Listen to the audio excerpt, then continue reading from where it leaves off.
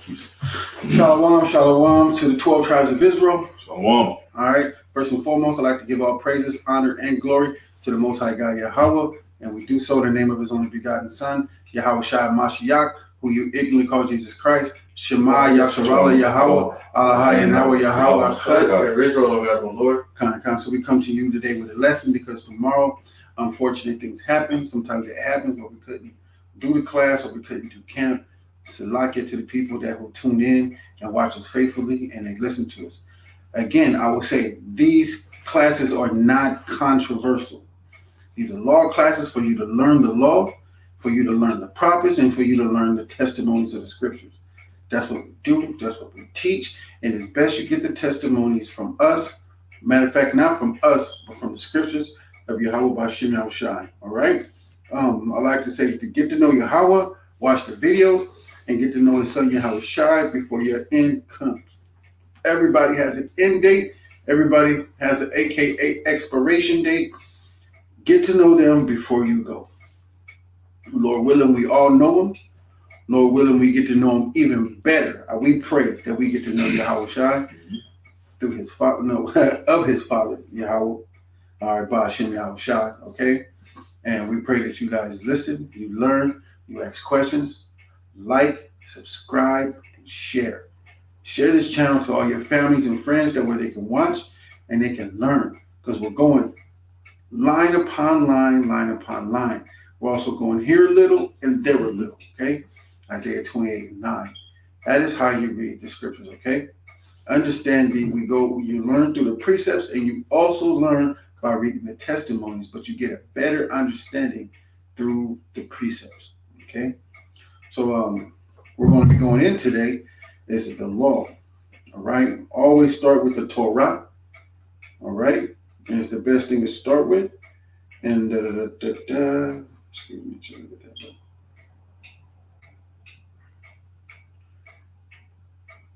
I posted a lot of videos here today.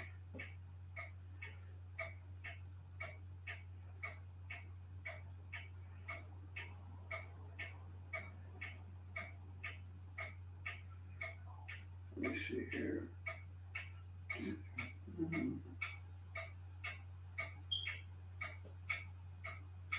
Okay, today we're going through the Torah. We're going to start in the book of Genesis, chapter 10 and verse 1. And we're going to end at chapter 12, verse 20. Then we're going to go to read some wisdom in the book of Proverbs, starting at chapter 22, verse 1 to chapter 24, verse 34. And then we're going to end up in First Maccabees, because we're also going into the Feast of Dedication, the Feast of Lights, aka Hanukkah. Okay, and we're going to start in First Maccabees, chapter 3, verse 1, and we're going to end up in chapter 5, verse 68. Okay, so we're going to start in chapter 10, verse 1. We'll start to the left, to the right. Genesis 10:1. These are the generations of the sons of Noah: Shem, Ham, and Japheth. Right. Do we have Zombie? Yeah. Us. It's Can you get the zombie real quick? Where is it? It's on the table with other books. And it's good that we go, and I would recommend that everybody get them a Zandervan Bible Dictionary. There's other ones by the name of, besides the Zandervan, it's called the what? Other names besides Zandervan? That's the one I'm familiar with. Okay. To me, it's the best source. So I really use that the most. All right. And I would say, when dealing with these books, what I've learned, even dealing with the Bible Dictionary online, the app, these things are 80% accurate and 20% lies. Well, I would say 10% lies, 20%, another 10% is, finding out the truth and further studies, because you'll find out that, hey, these theologians and scholars also looked up this information themselves, and sometimes the information that they look for is not right sometimes. Okay, so it's always best to do your research, search yourself, and surround yourself with people that know better and do the same thing, where you guys can compare notes, you know. We'll show it now. Yeah. Here comes Zondervan Compact Bible Dictionary, Right.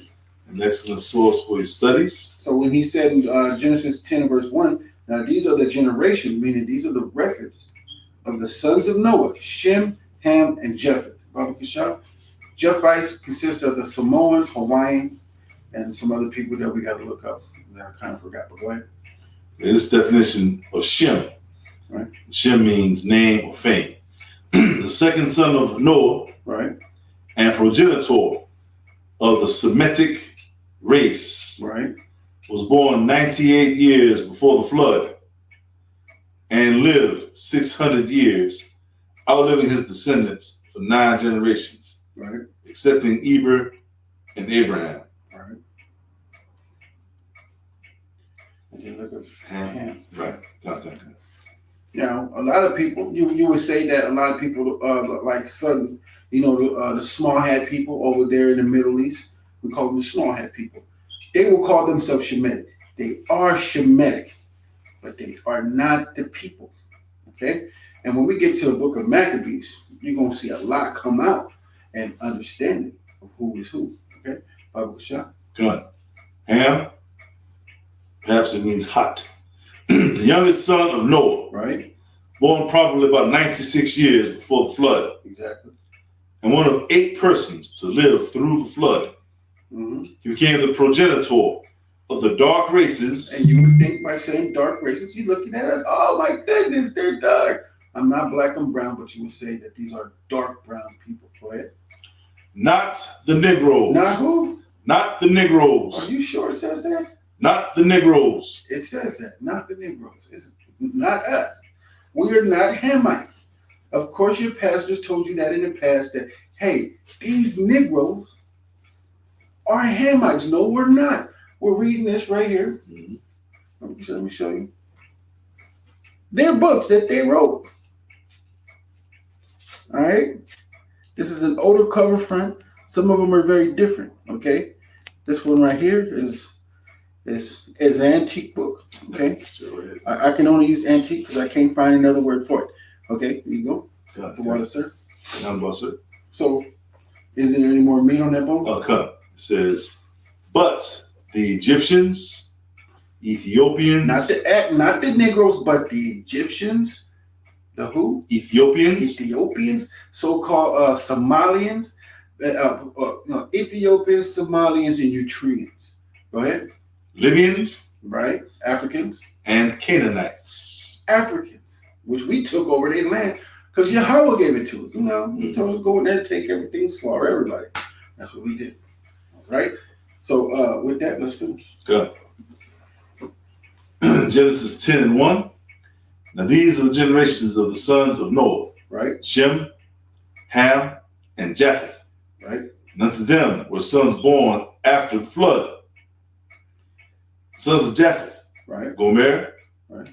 Magog, and Madai, and Javan, and Tubal, and Meshech, and Tyros.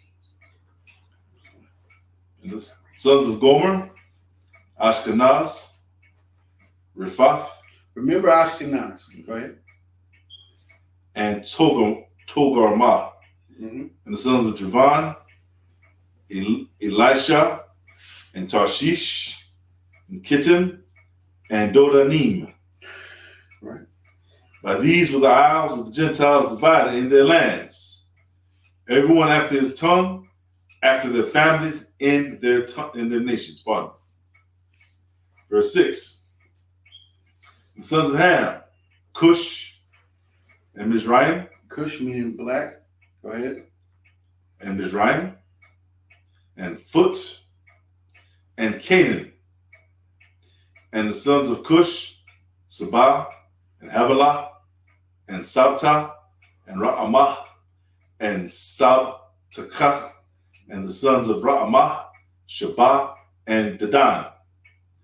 And Cush begat Nimrod. He began to be a mighty one in the earth.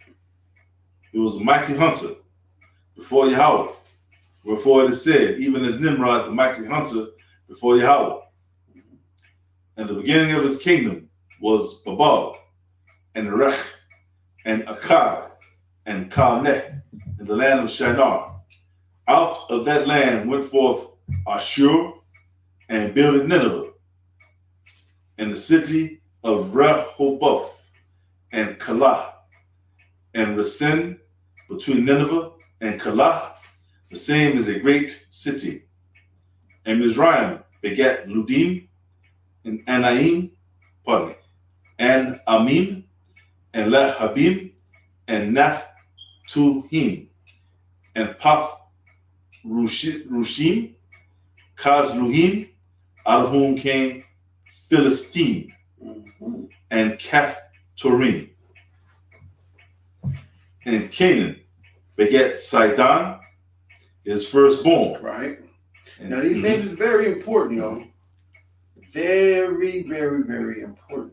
Because you got to know who these people are today. Okay, go ahead. Verse 15. And Canaan begat Sidon, his firstborn, and Heth, and the Jebusite, and the Amorites, and the Girgashite, right, and the Hivite, and the Arkite, and the Sinite, and the Arvadite. And you can also go to Deuteronomy 7 and 1 to verse 9. The Most High is telling us not to deal with these people. That's why it is important. And by giving your son to their daughters and giving your daughters to their son. And make no agreements with these people because they're wicked and evil.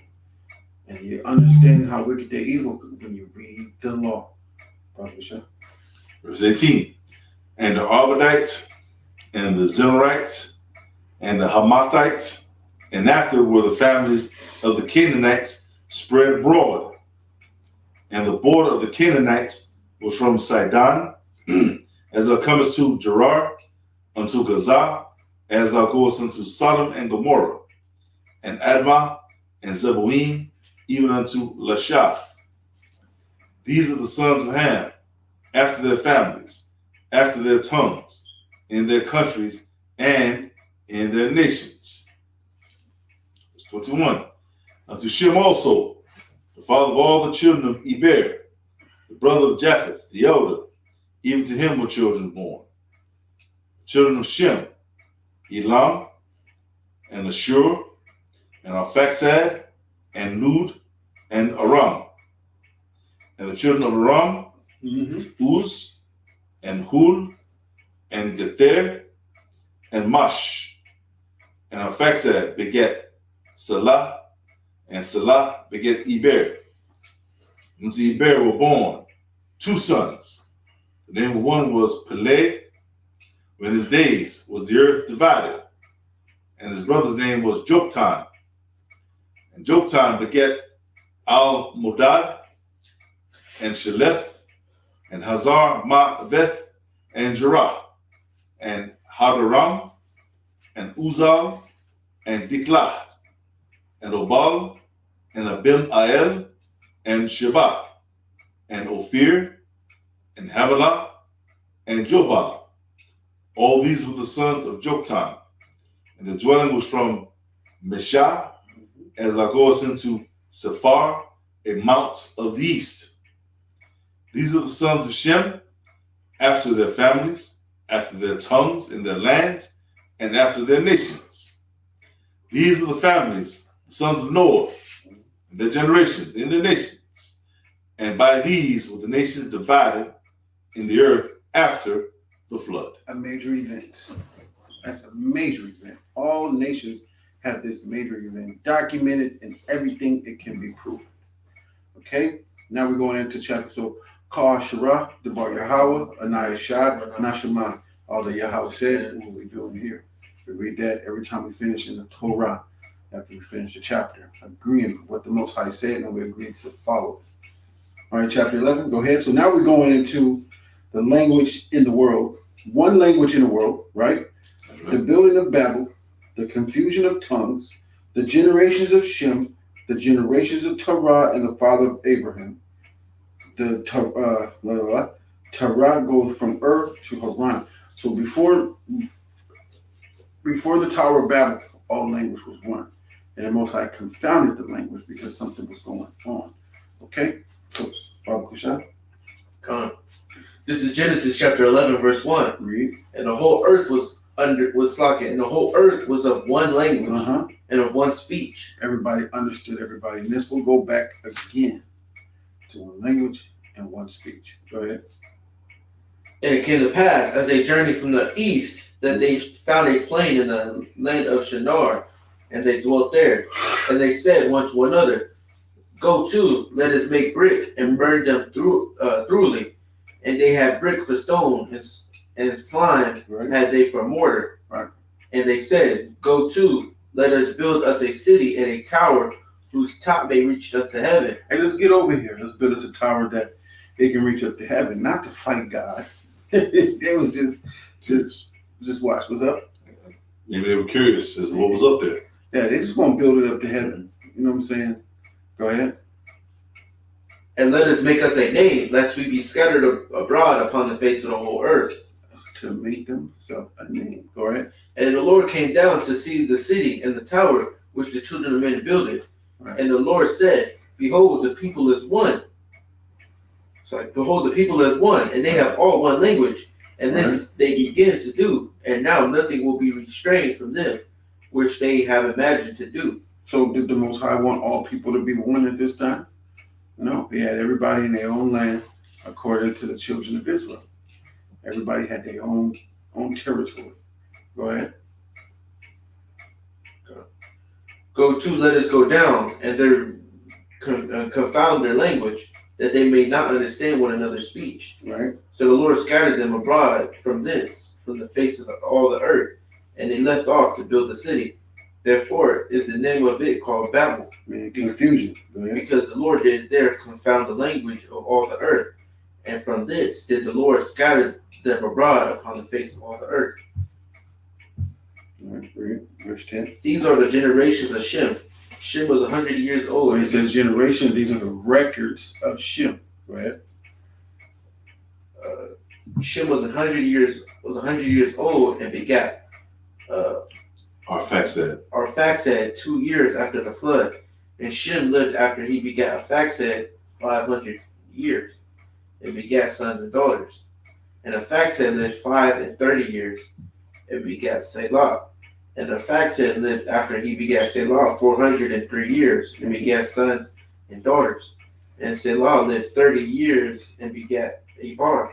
And Selah lived after he begat Ebar 403 years and begat sons and daughters. And Eber lived 34 years and begat Peleg. Very important name. Peleg. Go ahead. And Eber lived after he begat Peleg 430 years and begat sons and daughters. And Peleg lived 30 years and begat Raul.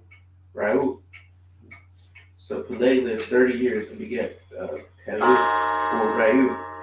And Peleg lived after he begat Reu 209 years and begat sons and daughters. Right. And Reu lived 230 years and begat Sarah. Pay attention to this. And Reu Y'all should be jotting this down. Y'all should be taking notes. This is very important, man. This is how you tell the people based off their geological location and who's in their land today. So when you look at this and we start telling you the land that they're in, you should have a map and be like, all right, cool, this is their land, but other people are in their land and now they're calling themselves by this name. Okay, you worked here, but you came from this location over there somewhere. And then you start to understand and wonder, like, all right, why are these people in these people's land? Okay, they conquered them. So now you can go, these people, when they are, this is a melting pot of all nations. So when somebody says they're from somewhere, you can be like, nah, you're not from here. And you can go over to the precept and you can pull it out. Then you start to understand the scriptures, how we understand it. And then you see why, for oppression maketh the wise man mad.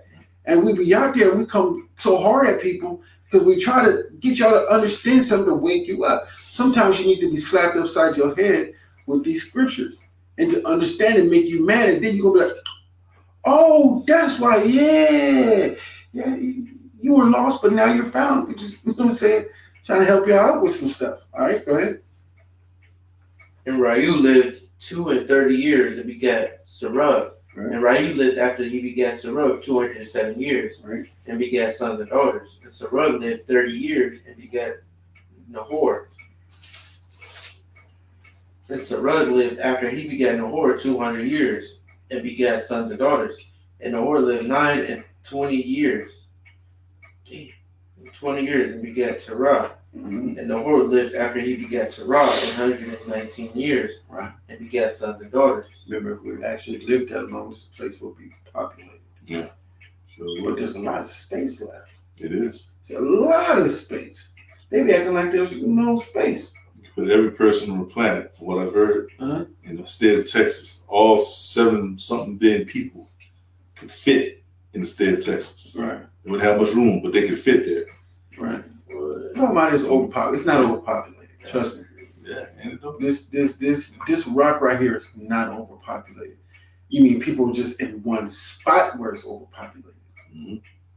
They said, and a lot of these people have land that's not theirs. Anyways, okay, every family should have about 50 acres themselves. Yeah. And be able to grow and harvest on their own land.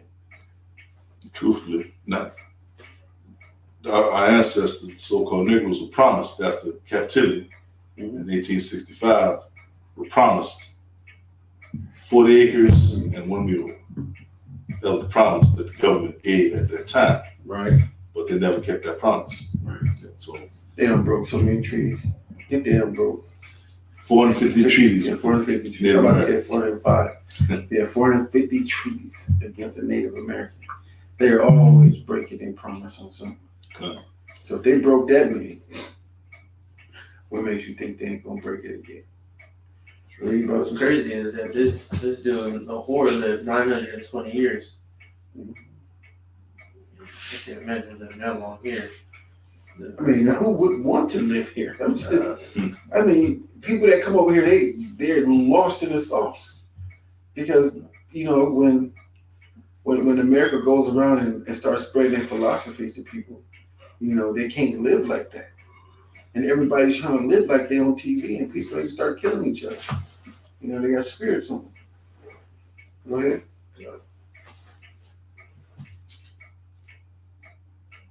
And Nahor lived after he begat Terah 119 years, and begat sons and daughters. So he actually lived 1,000 some years. And Terah lived 70 years and begat Abram, Nahor, and Haran. Now these are the generations of Terah. Terah begat Abram, Nahor, and Haran begat Lot. And Haran died before his father Terah in the land of his nativity, and in the Chaldees. And Abram and Nahor took them wives. The name of Abram's wife was Sarai, and the name of Nahor's wife was Milcah, and the daughter of Haran, and father Milcah, and the father of Iscah. But Sarai was barren; she had no child. And Terah took Abram his son, and Lot the son of Haran his son's son, and Sarai his daughter-in-law, his son Abram's wife, and they went forth with them from of the Chaldees to go into the land of Canaan, and they were unto Haran and dwelt there. And the days of Terah were 205 years, and Terah died in Haran.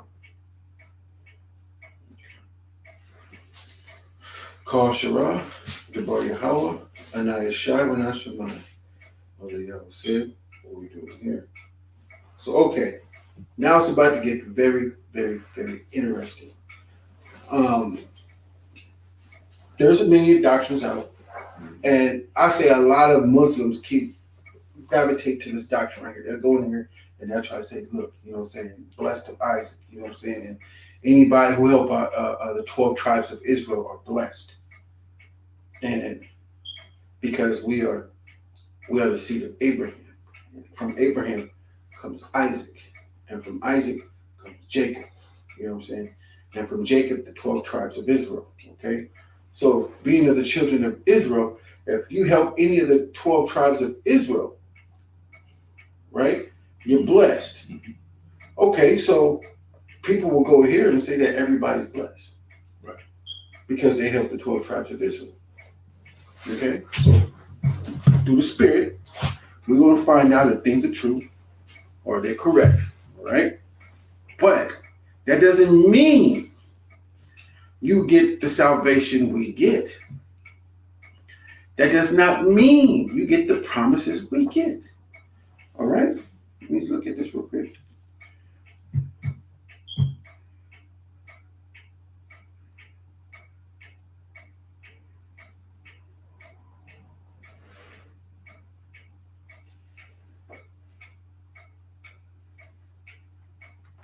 Okay, go ahead. This is 12:1. 17:11. Go ahead. Now Yahweh had said unto Abram, get thee out of thy country, from thy kindred, and from thy father's house, unto a land that I will show thee. Mm-hmm. I will make of thee a great nation. And what? A great nation. All right. I will bless thee, Mm-hmm. make thy name great, Right. and thou shalt be a blessing. Okay. And I will bless them that bless thee, Here we go. I will bless them that bless thee. Go ahead. and curse him that curseth thee. Right. And in thee shall all families of the earth be blessed. Right. Go ahead. So Abram departed as Yahweh had spoken. So, yes, other nations can be blessed, right? Abraham's seed, Ishmael, was blessed and had 5 princes. Abraham had many sons that were blessed. But it's not about being just blessed. It's about being blessed with the covenants. That's what it's about, being blessed with the covenants. Read that real quick. Come on. This is Genesis chapter 17, verse 11. Uh-huh. And you shall circumcise the flesh of your foreskin, and it shall be a token of the covenant betwixt me and you. Mm-hmm. This is the covenant, blood in and blood out, right? That's the significance of covenant. Of, you're taking that old man off and you having a new one grow. Okay, go ahead. Me? Oh, no, who's reading? You were reading it. Yeah. No, just not. Keep going. Just not keep going. And he that is 8 days old shall be circumcised among you, right? Every man child in your generations. He that is born in a house or bought with money of any stranger which is not of thy seed. So if you go to the book of Romans, I think it's chapter 3 or 4, 3 to 4, it starts talking about circumcision. It'll give you a better understanding of circumcision. Okay, read. Okay. And we skip to 15 real quick. Verse 15. And God said unto Abraham, as for Sarai thy wife, thou Stop shalt there. I'm gonna have you go back. Hold that, but stay where we read. Keep reading. Genesis 12:4. Mm-hmm. So Abram departed as Yahweh had spoken unto him, Mm-hmm. and Lot went with him. And Abram was 75 years old when he departed out of Haran. Lot today are your so-called Ammon and Moab. Those are your Chinese and your Korean people and your Asian people and your Japanese. Japanese, Mm-hmm. Japanese, Koreans, Some cases Vietnamese. Vietnamese. All of them are Mongolians. Mm-hmm. All the Mongolians, the descendants of Genghis Khan.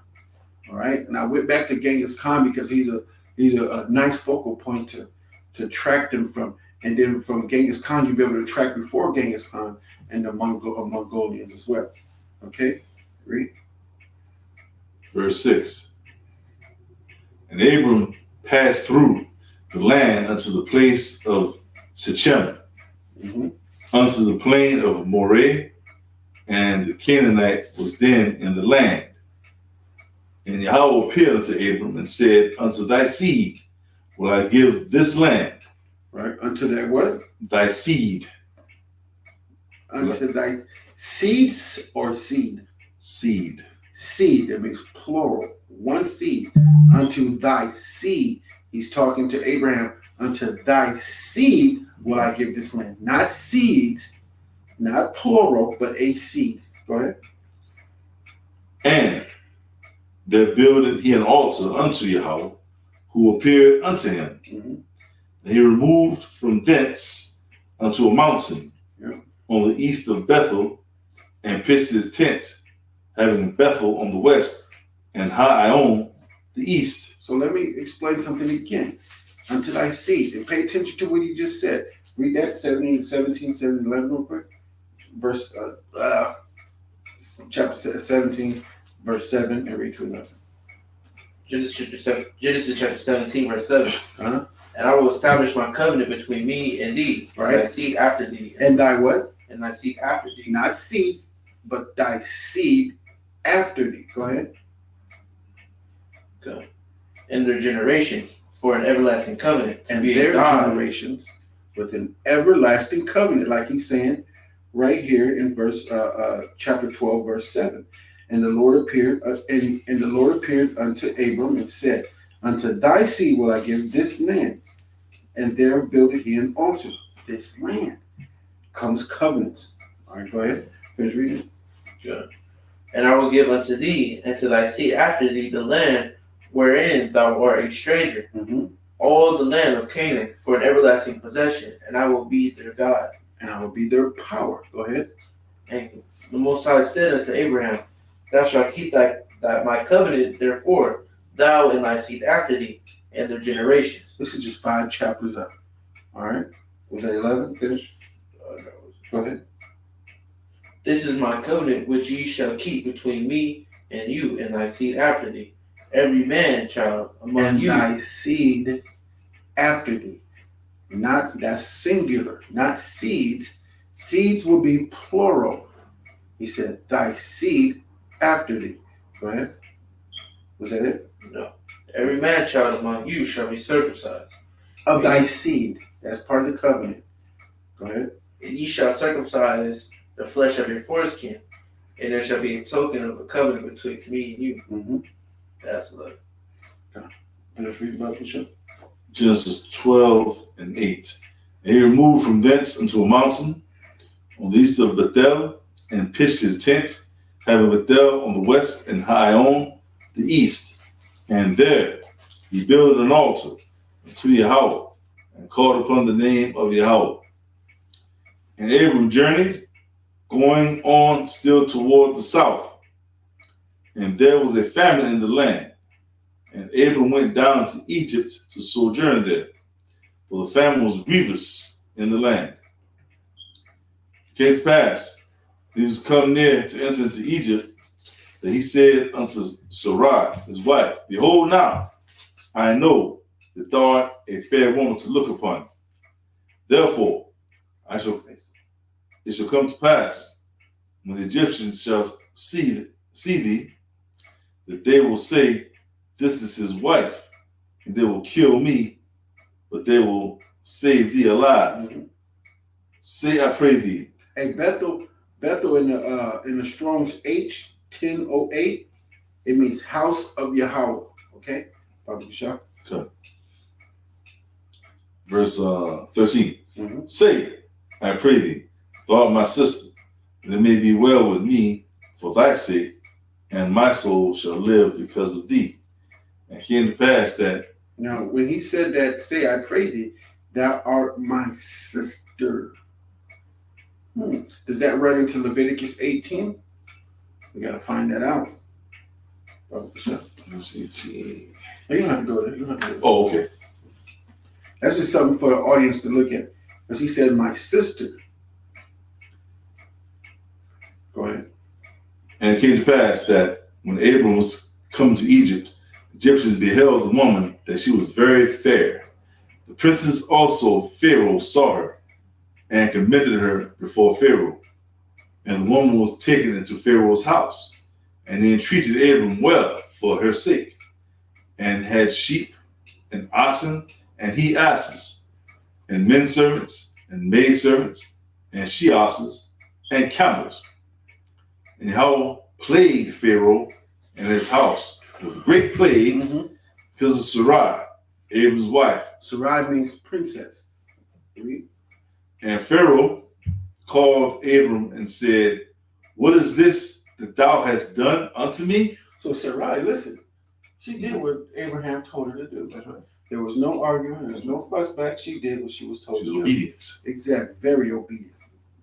And Pharaoh called Abram and said, why is this that thou hast done unto me? Pardon me. What is this that thou hast done unto me? Why didst thou not tell me that she was thy wife? Why saidst thou, she is my sister? So I might have taken her to me to wife. Now therefore, behold thy wife, take her, and go thy way. So there's a different understanding right now. Mm-hmm. Because Pharaoh's like, man, you told me she was your sister. Mm-hmm. Was Abraham lying? In a sense, he wasn't. Yeah, he wasn't. But Pharaoh is not speaking of the law. He don't know the law. Right. He don't know the law. You know what I'm saying? That's like when we run into a Gentile out here, or our people that are acting like Gentiles out here. They don't know what the heck is going on because they don't know the law. No. Verse 19. Mm-hmm. Why saidst thou, she is my sister? So I might have taken her to me to wife. Now therefore, behold thy wife. Take her and They go thy just way. taking women, huh? Yeah, right. Taking. And Pharaoh commanded his men concerning him, and they sent him away, and his wife, and all that he had. And I believe, if I ain't mistaken, on the matter of whether, if I'm not mistaken, Sarai and Abram were kin, blood kin. Mm-hmm. I think they were either cousin. It might have been cousins, if I'm not mistaken. We don't want to get that up yet. No problem. We want to get it up yet. But I will tell you this. He doesn't have to be born by the same mother and father as her to be her brother, because they're both born by the same mother and father. That's why they're brother and sister. So that's part of the law, because we all come from Noah. We all come from Adam and Eve. Yeah. You gotta pay attention to that. See, you gotta know the scriptures. Go ahead. That's it for chapter 12. Okay. So the next one will be what? Zechariah. Kosh, Rod, Barino, and Shah. Oh, yeah, how we said it. Okay. What's the Proverbs? Right. 22, the verse 1. And we're going to read to 24 and 34.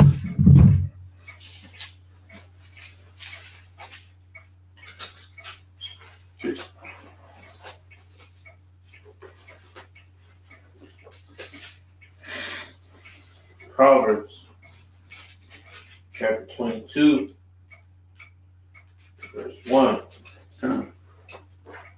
A good name is rather to be chosen than great riches, and loving favor rather than silver and gold. The rich and poor meet together. It's like the rich and poor meet together, and the Lord is the maker of them all. So,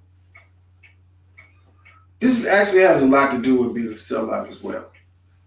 A good name is rather to be chosen than gold, than money. Like, I'm not going to take this money. That is called what? Having integrity. And integrity has something to do with doing the right thing when nobody's around you, and doing the right thing when everybody's against you. Just having integrity, doing the right thing. Now, I ain't taking your money, man. And that's one of the reasons why I didn't have, like, some camps will have like a jug out there. Mm-hmm. It's like you don't know who money you're getting. The money can be dirty. Somebody can spit on it or wipe their butt on it. No, we're gonna be out there the next day, come and put it in there, and everything else, you know what I'm saying? It's just but that's just one reason why I just never put it out there. I think we did before, didn't we? Did we ever put a check out there before? Where people come by and have a given offering, the tithes or something like that. I don't know. It's been a while. Yeah, it's something I just never did. Paying your tithes is the law. So you cover a multitude of sins. Tithes won't save your lives, but it covers a multitude of sins. And the Most High mind is just like, all right, cool. You keep the law. Go ahead with you. So it's very important to keep the law. Read Papa Bishop. Come. Verse 4. Most like verse 3. A prudent man foreseeth the evil and hideth himself, but the simple pass on and are punished. Mm-hmm. By humility. By what? By humility and the fear of the Lord are riches and honor and life. So a prudent man is cautious. And you got to be cautious, right? Because cautious causes you to humble down and have humility. Read. Thorns and snares are in the way of the forward. He that doeth keep his soul shall be far from them. Train up a child in the way he should go, and when he is old, he will not depart from it. Right? That's why what's that? Numbers chapter 27, verse 16. Masha, what you call Moses, who you call Moses, asked the Most High to set a man over the congregation. The Most High hearkened unto his voice, and he gave him Joshua. All right. And from then on, the man has been in control. No, before that, man has been in control of the congregation. First starting with Adam. Adam was the keeper of the vineyard, over all the fruit, which I am symbolically speaking, talking about all the people and all the animals. So, being that this right here, train up a child in the way he should go, it goes for both parents, but it's always you got a precept? Let's see. Well,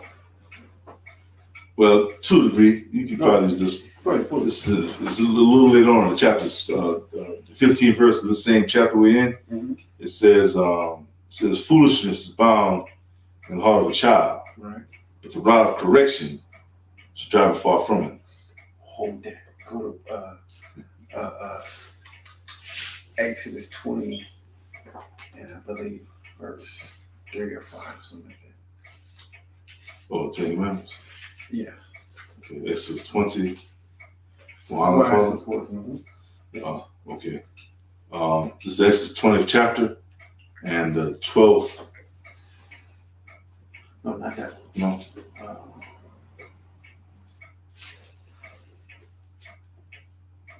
Right here, verse 5. Exodus 20 and 5. That's why that precept is very important. Raise up a child in the way he should go, and the man is over the congregation, and he's over his family, and he's supposed to be there to teach his kid, to teach his wife, that she understands his doctrine, right? Give not thyself over to a woman that feels lightly of you. Poorly iterated, but go ahead. Thou shalt not bow down thyself to them, right? Nor serve them, right? For I, Yahweh thy Elohim, am a jealous Elohim, right? Visit iniquity upon the fathers, upon the children. The fathers what? Upon the children, right? Unto the third and fourth generation of them that hate me. So the Most High is going to punish the children for what their fathers have not taught them. You don't get punished for your father iniquity, but what your father did not teach you. That's going to happen. And who did that happen to famous in the scriptures? Visit the iniquity of the fathers upon the children. Oh. What happened to we read it in Kings. Jezebel? Okay. But that's probably one of them. The one I'm thinking of is not one. The iniquity of the fathers upon the children happened to King Solomon and his son. Oh. Yep, he didn't take the kingdom out of Solomon's hand for his father's sake. Right. But he took the kingdom out of his son's hand. Right. Because of the father. Exactly. What David did as well, eventually, all that stuff came back to bite him. Because it was iniquity. Exactly. Train up a child the way he should go, and he would not depart from it.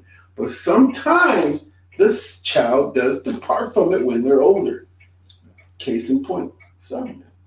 Okay. Case in point, boom. That happens. That's why you pray that your son has a strong spirit and heart and to keep the law.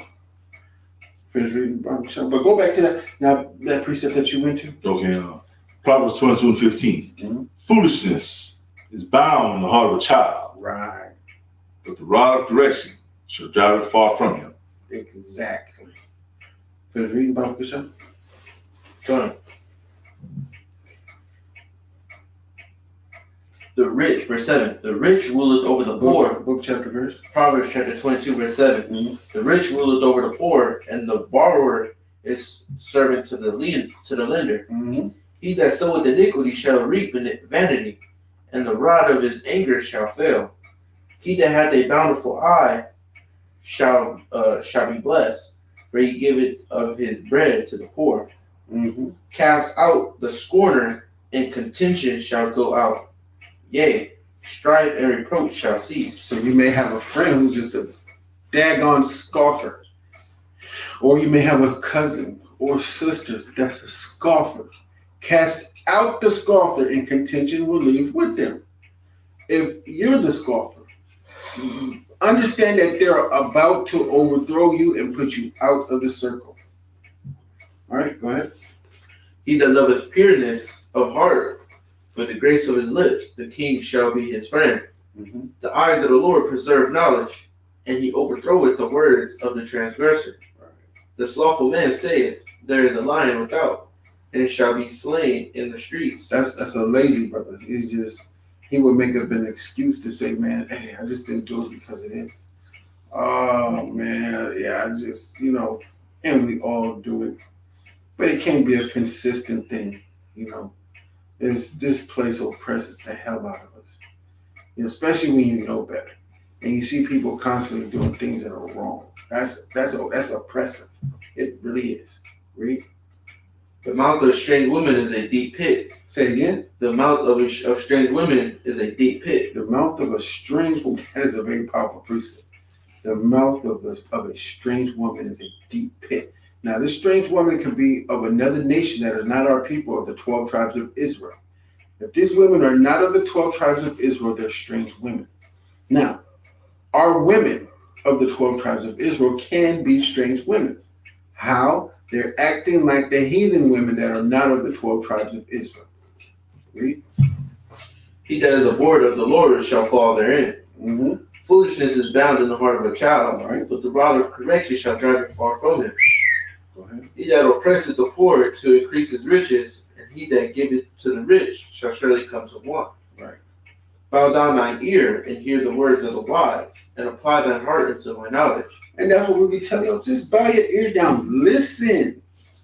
Apply yourself to the knowledge of the Most High. Read. For it is a pleasant thing if thou keep them within thee. Mm-hmm. They shall withal be fitted in thy lips. Mm-hmm. You're just ready to speak of wisdom. You see things happening, and you're going to speak the truth. Read. They that trust me, that thy trust may be in the Lord, I have made known to thee this day, even to thee. Have not I written to thee excellent things and counsels and knowledge, Mm-hmm. that I might make thee know the certainty of the word of truth, that thou mightest answer the words of truth to them that send unto thee? Rob not the poor because he is poor, neither oppress the afflicted in the gate. That's crazy to rob the poor because he is poor. Why you're not a Robin Hood? Okay, go ahead. For the Lord will plead their cause and spoil the soul of those that spoil them. Make no friendship with an angry man, and with a furious man thou shalt not go, lest thou learn his ways and get a snare. So you're like, hey man, meet me outside, boy. You catch the fade.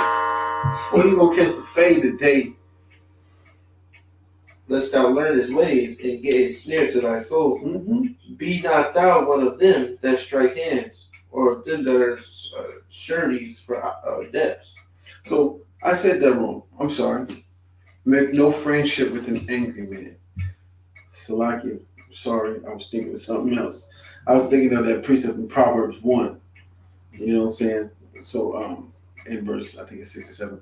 But this one say, make no friendship with an angry man. Hey, make no friendship with an angry man nor woman. Y'all gotta look at that. Y'all got friends, they just mad at everything. What happens when you make friendship with an angry man? You're gonna be just like them. So when you go into a circle of, and you see all these men, right? And then in this circle amongst these good men, there's an angry man. They're going to think that all of them are angry. That's like if you go in a circle of, a woman always said, why you can't find no good woman? But, saying you hanging out with a pack of wolves. Why if there's 10 lions coming down, running after me, I'm going to try to pick 2 out of the 10 lions that are good and that won't eat me up. I'm not. I'm just going to get in my car and drive off. Because y'all tend to have the same conversation. So the same thing goes for the good men that are amongst all the bad ones, all the angry ones. You're going to start to be just like them. Okay? Wolves traveling paths. Read.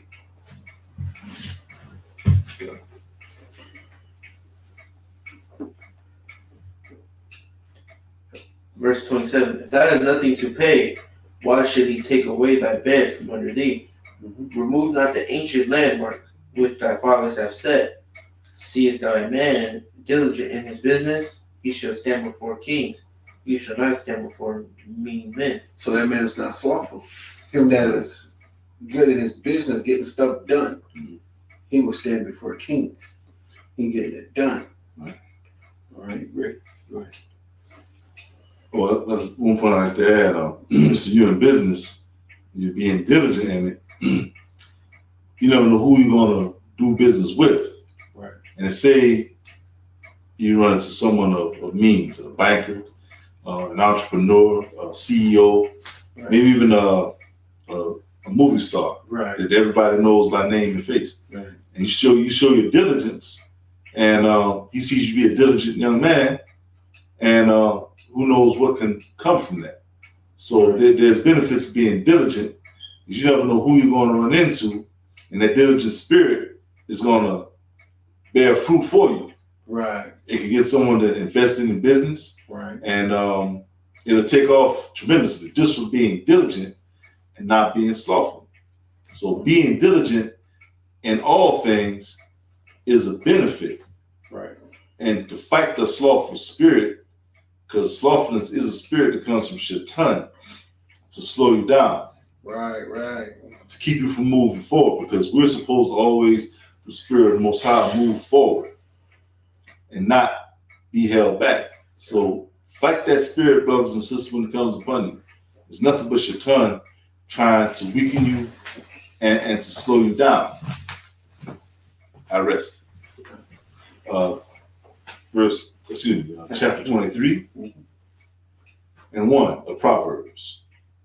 When thou sittest to eat with a ruler, consider diligently what is before thee, and put a knife to thy throat, if thou be a man given to appetite. Don't be trying to pick out people's houses, man. You go to visit somebody's house and go out for dinner. Don't be grubbing. Mm-hmm. Don't be grubbing. Eating, I would say, eat a little bit before you go over there, so you won't be so hungry. That's good. Yeah, that's wisdom. Yeah, you know what I'm saying. And just eat a little bit. You know, hey, I say be a 12th tribe of Israel. Take you a to-go plate. I'm not finna grub. I'm gonna eat just enough where I can, I won't be full, but be on the chill, that was good. I'm full, brother. You want me to get you a bed over there? Yeah, man. Go ahead. Verse 3. Be not desirous of his dainties, for they are deceitful meat. And his dainties, that's more of an expression right there. Be not desirous of his dainties. Because what? For they are deceitful meat. It looks good. That can go into symbolic of talking about his conversation, his trains, his manipulations, and that can go into a lot of different things, all right? Be not desirous of someone else's dainties. Read. Verse 4. Labor not to be rich. Cease from thine own wisdom. Wilt thou set thine eyes upon that which is not? For riches certainly make themselves wings. They fly away as an eagle toward heaven. Money comes, money goes. Okay, so don't labor to be rich. Labor to be content, man. If you get rich, it happens. But everybody over here is worried about getting to the bag. No, man, work to be content. Work to be content. You don't need all those damn things anyways. Read. Verse 6. Eat thou not the bread of him that hath an evil eye. Right, that means his understanding, his doctrines. Mm-hmm. He has an evil eye. Don't try to be like him. Go ahead. Neither destroy thou his dainty meats. Mm-hmm. Now we're talking about dainty meats again. Mm-hmm. It gets into a little bit of trying to explain to you what these dainty meats are. What do you guys think it is? Let us know right in the comments, man. What are these dainty meats? Come on, y'all. Be a part. Let's go. Read. Verse 7. For as he thinketh in his heart, so is he. Eat and drink, saith he to thee, but his heart is not with thee. Right. The morsel which thou hast eaten shalt thou vomit up, Right. and lose thy sweet words. Right. So now, now we get into that dainty meat. Mhm. Now we get. Can you read that last part again, about verse 9? Sure. No, that wasn't verse 9. That was 8. 8. Let's see. Start at verse 7. For as he thinketh in his heart, so is he. Eat and drink, saith he to thee, but his heart is not with thee. I'm trying to get you. Hey, trying to get you. Go ahead. The morsel which thou hast eaten shalt thou vomit up, and lose thy sweet words. What's that? In Mark, it's not what goes in, what comes out. It's not goeth in about the fire, but what comes out. That's absolutely. It's not. What defiles it. Hey, find that. It's not what defiles you. It's what comes out. So now we get into those dainty meats, and I'm gonna show you through the Spirit of Yahweh what those dainty meats are. Wow. That's through the Spirit right here. I'm trying to tell you, man. It's not what goes in, what comes out, and that's what's gonna tell you what those dainty meats are. Mark 7:15. Yeah, read that. Come on, man.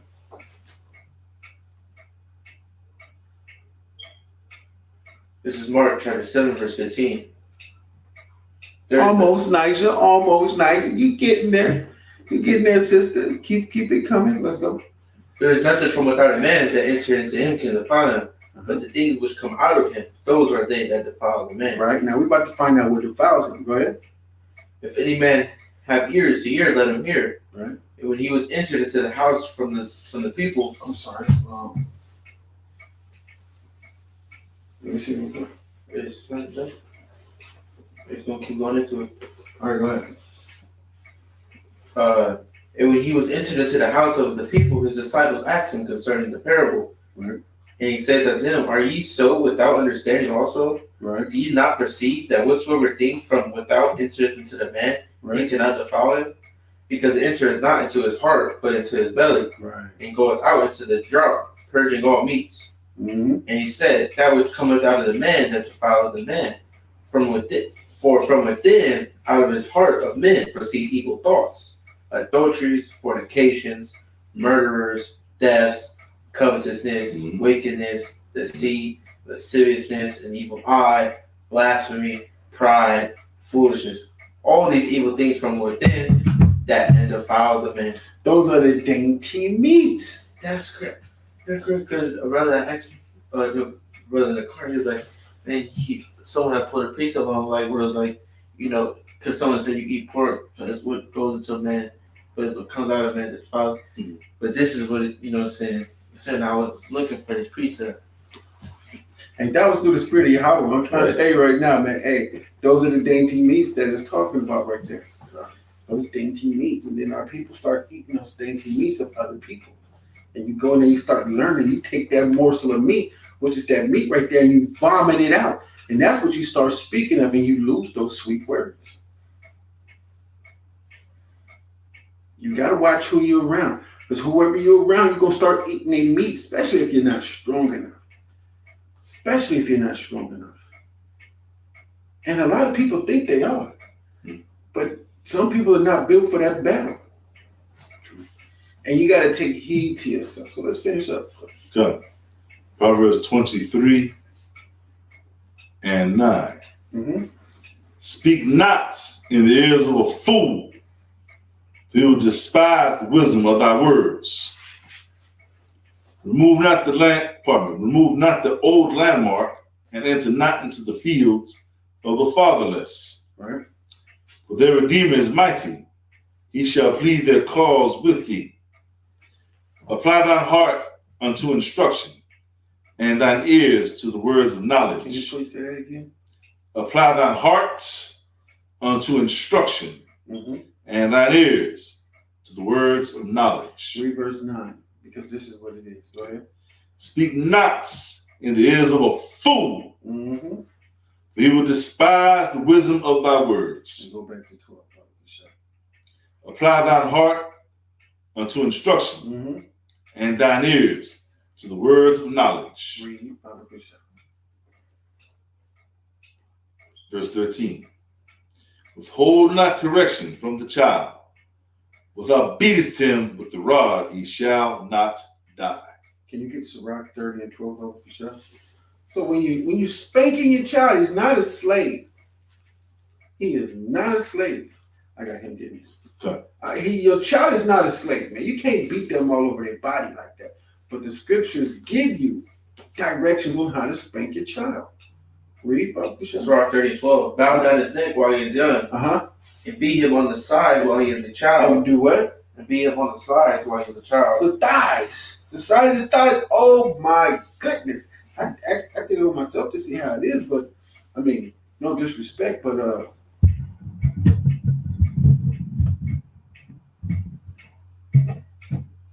Mom, does that feel good? Nah. I said no disrespect. I said no disrespect. You know what I'm saying? Right. I'm not trying to be disrespectful to my body. You know, right?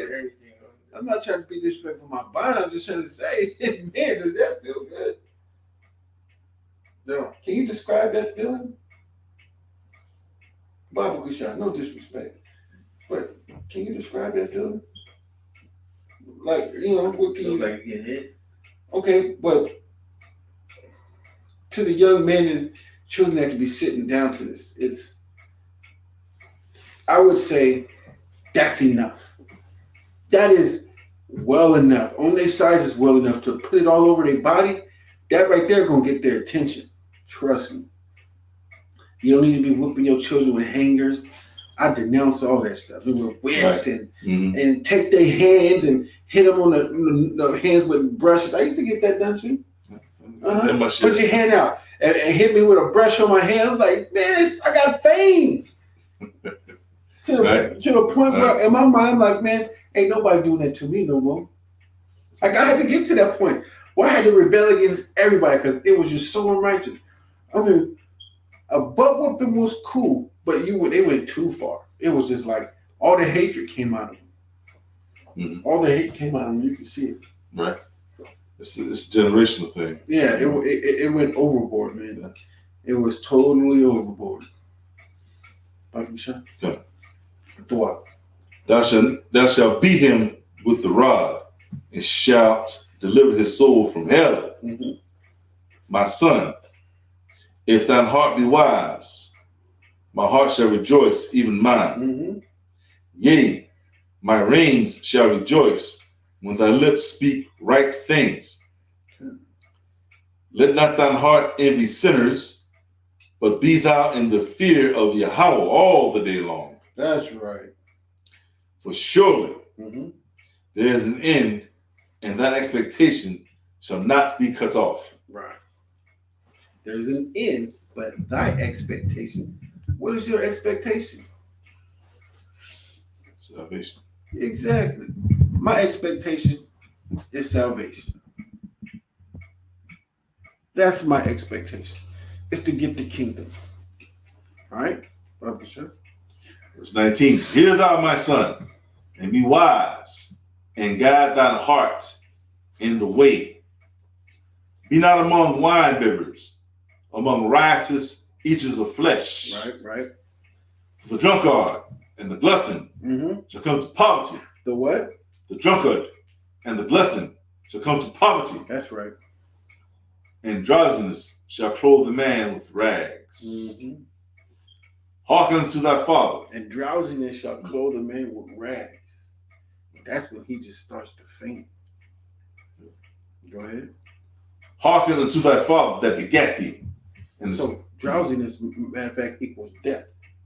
They clothe a man in rags. That's how they did it back then. They clothed him in rags. Right. They wrapped him up like a mummy. Mm-hmm. Go ahead. Verse 22. Hearken unto thy father that begat thee, and despise not thy mother when she is old. Mm-hmm. Buy the truth and sell it not. Also wisdom and instruction and understanding. The father of the righteous shall greatly rejoice. Mm-hmm. He that begetteth a wise child shall have joy of him. Thy father and thy mother shall be glad, and she that bare thee shall rejoice. Son. My son, give me thine heart, and let thine eyes observe my ways. So the Most High is saying, give him your heart, your mind. Give him your mind. And what? And, and let thine eyes observe my ways. Give the Most High your mind and let your eyes observe his ways, the way he wants you to do things, not you. All right? Lean not to thine own understanding and choose none of your own ways. Go ahead. For a whore is a deep ditch. A what? A whore is a deep ditch. A hoe is a deep ditch. She's a deep, deep, deep ditch. Go ahead. And a strange woman is a narrow pit. She also lieth in wait as for a prey, and increaseth the transgressors among men. Who have woe, who have sorrow, who have contentions, who hath battling, who hath wounds without cause, who hath redness of eyes, they that tarry long at the wine, and they that go to seek mixed wine. Look not thou upon the wine when it is red, when it giveth his color in the cup, when it moveth itself aright. At the last it biteth like a serpent, and stingeth like an adder. Thine eye shall behold strange women, and thine heart shall utter perverse things.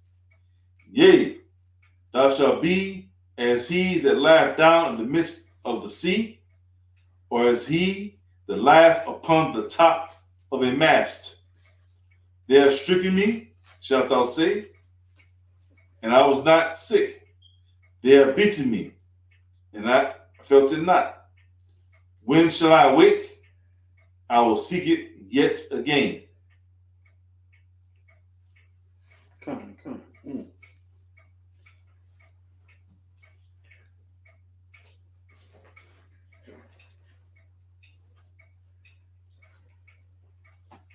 This is Proverbs chapter 24, verse 1. Be not thou envious against evil men, Right. neither desire to be with them. Don't be envious against evil men. Don't choose their ways. And that's what young men out here be doing. They be envious of wicked men. They be out here selling drugs and think that, you know what I'm saying, they nice and they get big and stuff. Let me do that too, you know. They don't help out. Go ahead. For their heart studieth destruction, and their lips talk of mischief. Through wisdom is an house builded, and by understanding it is established. And by knowledge shall the chambers be filled with precious and pleasant riches. A wise man is strong, yea, a man of knowledge increases strength. For by wise counsel thou shalt make thy war, and a multitude of counselors there is safety. Wisdom is too high for a fool. He openeth not his mouth in the gate. Ain't got nothing to say. You be on the phone with a bunch of brothers with wisdom, and you a fool ain't really got no understanding of the scripture, the Most High. Right. Wisdom not really gonna dwell with you like that. But you're gonna be on the phone and people gonna be hoping that you say something intelligent, and it just won't work. It's that you can't really got nothing to say. You know what I'm saying? Just your mind is not ready for that. And then women will start to understand, like, damn, these brothers got wisdom. That's right. You know what I'm saying? And then it'll make that person jealous and envious of these brothers with wisdom that are ready to run a town. They're ready to run a nation. We out here on these street corners, ready to run these nations, run these people, get things done, make sure don't nothing happen. That's what the Most High is setting up men to get the job done. So you women ain't got nothing to worry about. Just sit back, man. Get your toes painted, fingernails painted, just chill out. That's all you do. Get something to drink. Just make sure you have our dinner on the table when we get back. Oh, y'all, that's it. We love you. Shalom. Keep going. That's a lot. He that deviseth to do evil shall be called a mischievous person. Say it again. He that deviseth to do evil shall be called a mischievous person. He make plans to do some wicked stuff. Go ahead. The thought of foolishness is sin, and the scorner of an abomination to men. The thoughts of foolishness is sin. The thought of you doing something that has nothing to do with the law is sin. So if I say you're sinning just by thinking about that, that's not the law. That's wicked as hell. That's sin. The thoughts of wickedness is sin. Go ahead. And the scorner is an abomination to men. Right. If thou faint in the day of adversity, thy strength is small. If thou forbear to deliver them that are drawn unto death, and those that are ready to be slain, if thou sayest, behold, we knew it not, do it not he that pondereth the heart consider it, and he that keepeth thy soul doeth not he know it, and shall not he render to every man according to his works. My son, eat thou honey, because it is good, and the honeycomb, which is sweet to thy taste. So let me where is that at? You just passed it. Adversity. Without faith in that. Okay, Verse 10. 24 verse 10. If thou faint in the day of adversity, thy strength is small. So you want to know how small your faith is right now? It's through adversity. What is adversity? Adversity is difficulties and misfortune. Your difficulties and misfortune. If thou faint in the day of adversity, thy strength is small. These tasks that you have and things that you gotta do this becomes difficult, and you just faint in it. It's just, your misfortune. You just faint. You just you're just the will to do something is small. Something is wrong, and you need counsel. You need counsel. And when you're given a task and you can't complete it, and that just, it becomes difficult, you faint and you don't do it, you need counsel. We got to find out what's wrong where you're not completing these tasks. Go ahead. Verse 13. My son, eat thou honey, because it is good, Mm-hmm. and the honeycomb, which is sweet to thy taste. Ooh, that's that understanding. What the So- Most High talking about. Go ahead. So shall the knowledge of wisdom be unto thy soul, Right. when thou hast found it. Then there shall be a reward, and thy expectation shall not be cut off. Lay not wait, O wicked man, against the dwelling of the righteous. Right. Spoil not his resting place. For a just man falleth 7 times and riseth up again, but the wicked shall fall into mischief. Rejoice not when thine enemy falleth, and let not thine heart be glad when he stumbleth. Lest the Lord see it and wait, and it displease him, and he turn away his wrath from him. Fret not myself because of evil men, neither be thou envious at the wicked. So fret not thyself mean don't become angry, with thyself because of evil men. Don't be angry at yourself because of evil men. Okay, go ahead.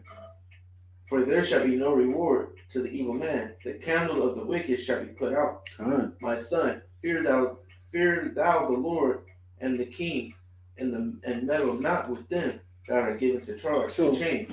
Fret not thyself because of evil men. Let's say that's like somebody who's constantly worried about what other people do. True. You're mad because these people, they just evil as hell. Stop worrying about these evil people. Fret not thyself. Don't be angry with thyself. Don't be angry with what they do. They were created to be evil.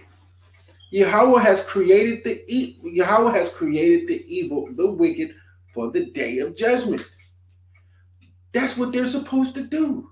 You're getting mad at people for doing what they're supposed to do. It doesn't work. Fret not thyself. Don't be angry with yourself, man. What are you going to do? They're wicked. They're supposed to be that way. And also it says, be not envious of the wicked. Be not envious, because you see the wicked every day Exactly. on television, whatever program you watch, whatever YouTube, whatever the case may be. Mm-hmm. You see the wicked every day. And they flossing, they got on their $1 million watch, they got their Bugatti, they got a mansion that's worth $20 million. Exactly. And it's like they got this stuff because they're wicked. They don't fear the Most High. They don't observe Shabbat. They don't follow the law, statutes, commandments of the Most High. So yes, in this world, you can make millions of dollars by singing or someone shaking their backside. You can make a bunch of money. Right. But we're not supposed to be envious because of what they have. We're not supposed to look at them and start saying, "Oh man, I wish I had a watch like that. Man, you got a fat crib. Man, I wish I had a fat crib like that." But it's not for you necessarily to have a fat crib. Be content with a home. Be content with a watch. Be content with a Honda. At least you have transportation. A tizzy. Indeed. So just don't. Their time is drawing nigh to a close. Mm-hmm. The wicked of this earth, the filthy rich, Jeffrey Epstein's and so forth, for the music executives that jerk their artists and take their money and not give them anything, they will be judged. So don't envy them. Don't look at them as a role model or a good example, because they're anything but. And I yield. Go. Verse 22. For their calamity shall rise suddenly, and who knoweth the ruin of them both? These things also belong to the wise. It is not good to have respect of persons in judgment. He that saith unto the wicked, Thou art righteous, him shall the people curse. Nations shall abhor him. But to them that rebuke him shall be delight, and a good blessing shall come upon them. Every man shall kiss his lips that giveth the right answer. Prepare thy work without, and make it fit for thyself in the field. And afterwards build thine house. Be not a witness against thy neighbor without cause, and deceive not with thy lips. Say not, I will do so to him as he hath done to me. I will render to the man according to his work. Don't deceive your brother, man. Don't deceive. Deceive not against thy brother. All right. Don't manipulate your brother. Go ahead. I went by the field of the slothful, and by the vineyard of the man void of understanding. Right. And lo, it was all grown over with thorns and nettles, and covered the face thereof, and the stone wall whereof was broken down. Right. Then I saw and considered it well. I looked upon it and received instruction. Yet a little sleep, a little slumber, a little folding of the hands to sleep. So shall the poverty come as one that travaileth. I'm gonna do it tomorrow. And then tomorrow come. Damn, man, I didn't think I was gonna be like this today, but I guess I do it. Let me say 2 more days. Damn, I'm gonna play the game, and after the game, I get on the read. Happens. Can't do that. All right. Go ahead. So shall thy poverty come as one that travaileth, and thy want as an armed man. That's it. Yeah. Wasn't it the last? Yeah, it was. Oh, so we're going to Maccabees. All right, we're gonna take a 10. Give us 10 minutes. Let us use the bathroom, stretch your arms and hands, and get your kids something to drink. You know what I'm saying? Get them together. We'll be right back.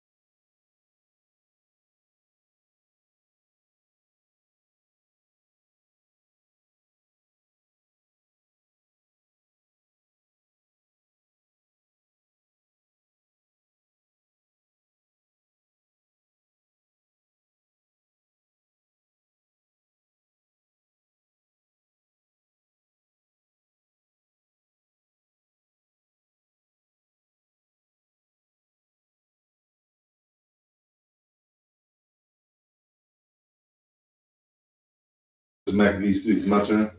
Yeah, Okay. let's go.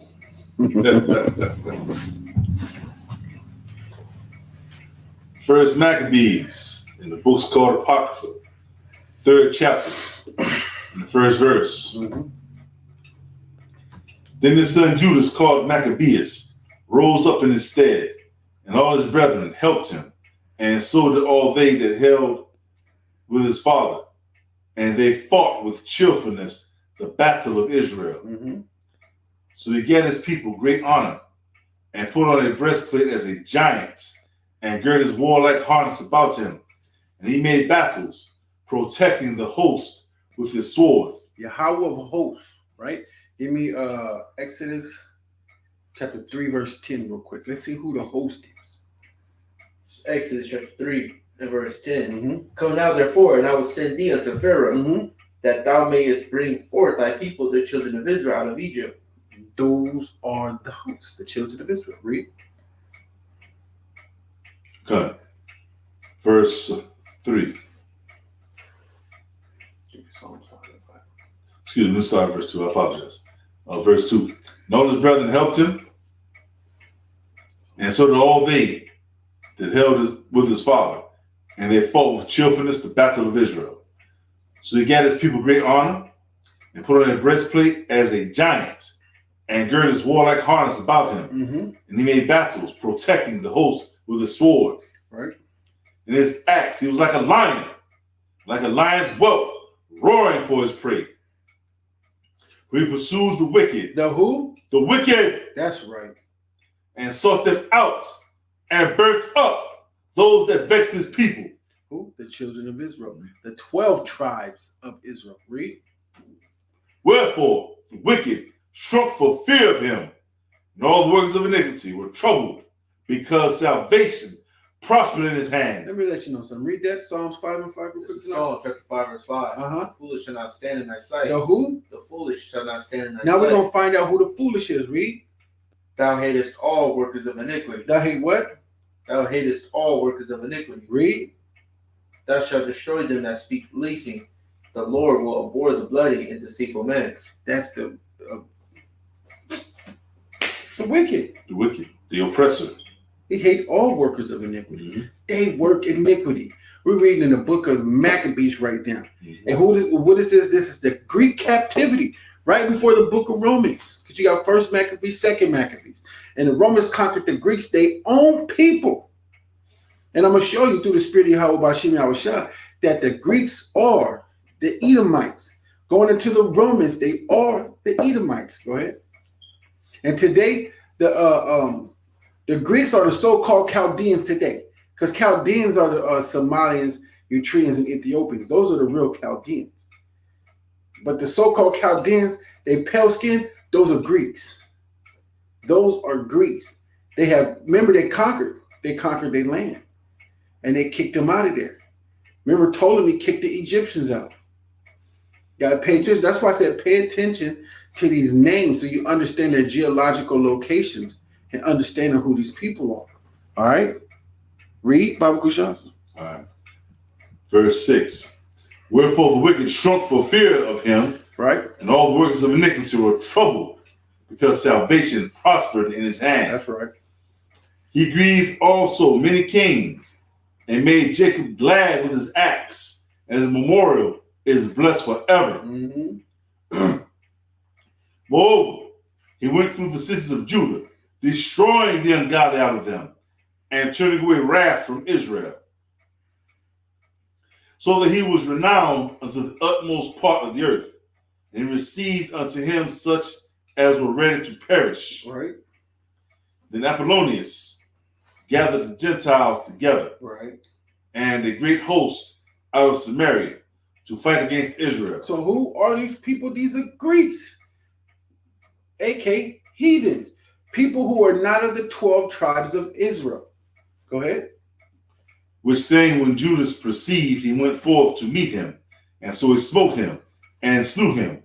Many also fell down slain, but the rest fled.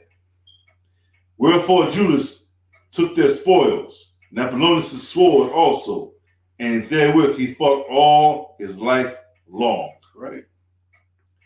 Now when Seron, a prince of the army of Syria, heard say that Judas had gathered unto him a multitude and company of the faithful to go out with him to war. A company of the who? Faithful. A company of the faithful of the children of Israel. Read. The 12 tribes of the children of Israel. Go ahead. To go out with him to war. He said, I will give me a name and honor in the kingdom, for I will go fight with Judas and them that are with him, who despise the king's commandments. Mm-hmm. So he made him ready to go up, and there went with him a mighty host. Who despise the king's commandments. We love the Most High Yahweh. That's our king. That's right. And the King Yahweh Shai, man. All praise to Yahweh Ba'ashim Yahweh Shai. Read. Verse 15. So he made him ready to go up, and there went with him a mighty host of the ungodly to help him. And Mighty host of the who? Ungodly. It's not the faithful. Talking about the heathens. All right, the Greeks. Go ahead. Of the ungodly to help him, and to be avenged of the children of Israel. Mm. And when he came near to the going up of Beth Horon, Judas went forth to meet him with a small company. Mm-hmm. Who then they saw the host coming to meet them. A small company too. Small, We yeah. want to do a small company. Exactly. Right? Who then they saw the host coming to meet them, said unto Judas, how shall we be able, being so few, to fight against so great a multitude and so strong, seeing we are ready to faint with fasting all this day? Unto whom Judas answered, it is no hard matter for many to be shut up in the hands of a few, and with the Elohim of heaven, it is all one to deliver with a great multitude or a small company. For the victory of the battle standeth not in the multitude of an host, but strength cometh from heaven. They come against us in much pride and iniquity to destroy us and our wives and children and to spoil us. We fight for our lives and our laws. Wherefore Yahweh himself will overthrow them before our face. And as for you, be ye not afraid of them. Now as soon as he had left off speaking, he leapt suddenly upon them. And so Saran and his host was overthrown before him. And they pursued them from going down of Beth Horon unto the plain, where were slain about 800 men of them. And the residue fled into the land of the Philistines. Then began the fear of Judas and his brethren, and an exceeding great dread to fall upon the nations round about them, insomuch as his fame came unto the king, and all nations talked of the battles of Judas. Mm-hmm. Now when King Antiochus heard these things, he was full of indignation. Wherefore he sent and gathered together all the forces of his realm, even a very strong army. He opened also his treasure, and gave his soldiers pay for a year, commanding them to be ready whensoever he should need them. Nevertheless, when he saw that the money of his treasure failed, and that the tributes in the country were small, because of the dissension and plague which he had brought upon the land in taking away the laws which had been of old time. And when you speak of the dissension, when he looked back and saw that his money wouldn't work, dissension is talking about the broken of our brotherhood we have over here. Us going into battle together and we don't really get along with one another. That's like they picking, like we picking a battle. We got to go to battle, right? We got the Bloods and the Crips coming with us. They don't get along with each other. There's dissension between them. Right. It's dissension. This game. Yeah, they can't really get along. Right. So giving them money to fight, like the army, it's not really gonna work. You got brothers that were probably in war that they don't get along with each other, probably drew guns on one another. Bands are broken. Read. So he was like, he's like, I don't think my money is gonna work. Right. Because he saw what he did to our people. That and he said it right here. He said he opened it in the treasures and gave the soldiers pay for a year, commanding them to be ready whensoever he should need them. Nevertheless, he saw that the money of his treasure failed, and that the tributes of the country were small because of the ascension and plague which he had brought upon the land, and taken away the law. I probably read your part. No, you did. No, you good. Yeah, because he took away the law. So when there's no law there's people don't get along. There's no law. And you wonder what's going along with everybody. There's no law. Nobody wants to follow the law of this land. That's why people go to jail, because they don't want to listen. That's why people get tickets. That's why people go to court for things. Nobody wants to listen to this unjust law. They know it's unjust. They know that. Read. Verse 30. He feared that he should not be able to bear the charges any longer, nor to have such gifts to give so liberally. And to say this again, that's why there's so much contention in your house with your children too. There's no law. Mama, I go outside the house and don't nobody keep the same laws you do. I like the way they do things in their house. They mama let them do whatever they want to do. There's dissension. There's no law. There has to be a universal that everybody sticks to. And you got to surround yourself around the people who do the same thing. Or your kids will be looking at you funny and crazy. They're going to do that. You can say no all you want to. They're going to do what I tell you. But if you got to make them to the point where they know they're going to get they beat if they don't do it, you ain't doing good enough. They're not listening to you. Okay.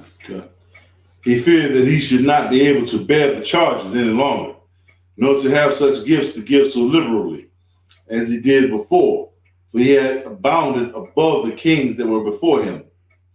Wherefore, being greatly perplexed in his mind, he determined to go into Persia, there to take the tributes of the countries and to gather much money. So he left Lysias, a nobleman and one of the blood royal, to oversee the affairs of the king from the river Euphrates unto the borders of Egypt, and to bring up his son Antiochus until he came again. Moreover, he delivered unto him the half of his forces and the elephants, and gave him charge of all things that he would have done, as also concerning them that dwelt in Judah and Jerusalem, to wit, that he should send an army against them to destroy and root out the strength of Israel and the remnant of Jerusalem, and to take away their memorial from that place. And that he should place strangers in all their quarters and divide their land by lot. So the king took the half of the forces that remained and departed from Antioch, his royal city, the 147th year.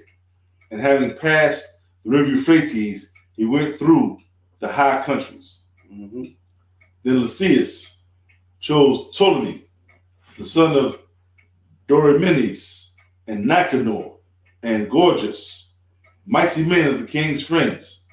And with them he sent 40,000 footmen and 7,000 horsemen to go into the land of Judah. We were told him he took over Egypt. Go ahead. Sure. That was one of the four that, what's his name? The Buster. Seleucus. Yeah. Ptolemy, Seleucus. It's right here in verse 1. Philip the Macedonian, who came out of the land of Shittim. You know what I'm saying? He against Darius, when he died, he left those four generals and they all took over. And then came that one wicked seed, who? Antiochus. Let's see. Verse. Antiochus, that wicked one. Antiochus started to take over everything. Verse 39. And with them he sent 40,000 footmen and 7,000 horsemen to go into the land of Judah and to destroy it, as the king commanded. So they went forth with all their power and came and pitched by Emmaus in the plain country.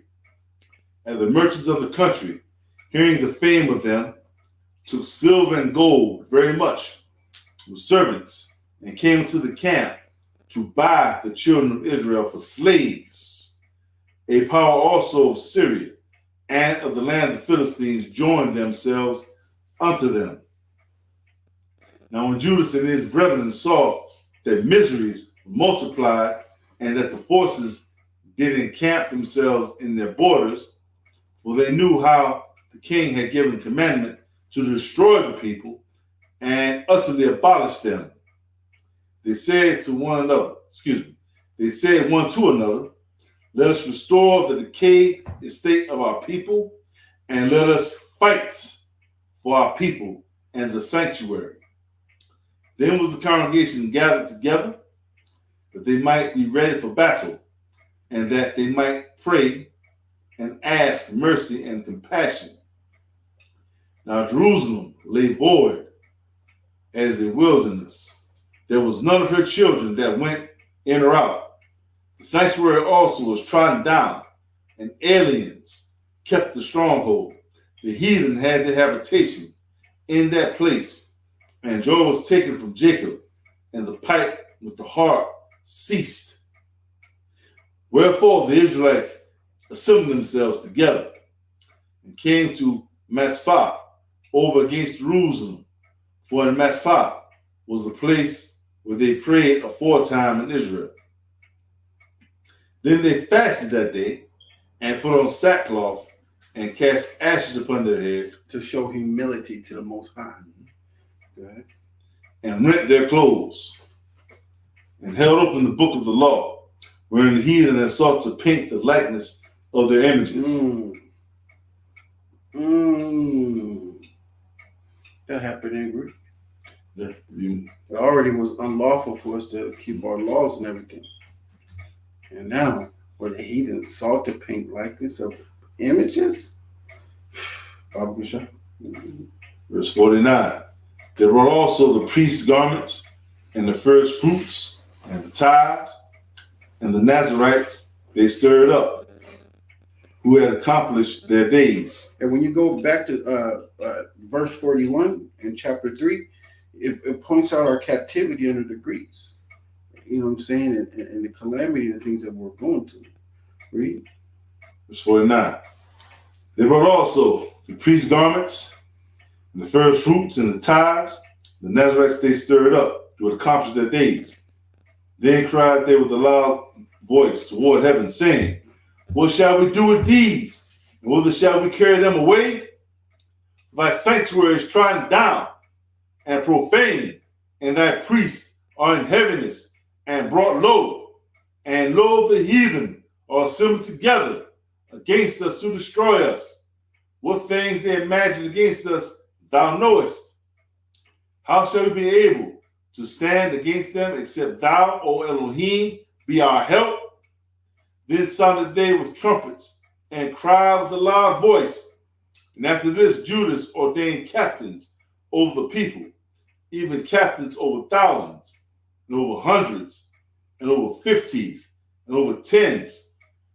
And as for such as were building houses, or had betrothed wives, or were planting vineyards, or were fearful, those he commanded that they should return, every man to his own house, according to the law.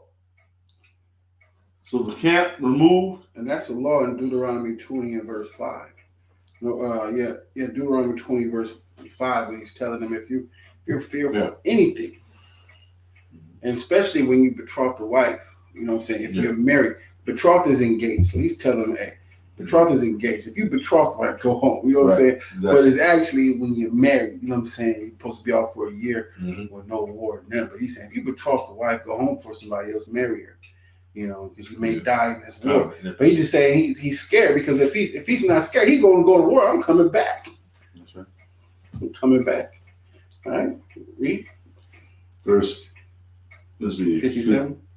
57. So the camp removed and pitched upon the south side of Emmaus. And Judas said, arm yourselves, and be valiant men, and see that ye be in readiness against the morning. Ye may fight with these nations that are assembled together against us to destroy us and our sanctuary. But it is better for us to die in battle that you behold the calamities of our people and our sanctuary. Nevertheless, as will of Elohim is in heaven, so let him do. Good. Now we're about to go into some meat and potatoes, showing you who the wicked is, without any shadow of a doubt. So have your pencil and your paper. As a matter of fact, you should have had your pencil and paper ready. All right, write down notes. Take these precepts down. So with any time you sisters start speaking to other sisters, you'll be able to let them know who the wicked is. And you see a young man that has understanding that's under the age of 20, sisters, you'll be able to tell them. And if you men are watching, you know what I'm saying, you'll be able to point this out and go to this, the Greek captivity before the Roman captivity. The Bible is not complete without the Apocrypha. You need the Greek captivity. You need the time where Philip the Macedonian them took over Darius. That's in the book of Daniel, chapter 8, verse 7, and a little bit in 9. All right? These things are very important. Go ahead and read, Bible Kishan. First Maccabees chapter 4, verse 1. Mm-hmm. Then took Gorgias 5,000 footmen and 1,000 of the best horsemen and removed out the camp by night. In the end he might rush in upon the camp of the Jews and smite them suddenly. And the men of the fortress were his guides. Now when Judas heard thereof, he himself removed, and the valiant men with him, and he might smite the king's army, which was at Emmaus, while as yet the forces were dispersed from the camp.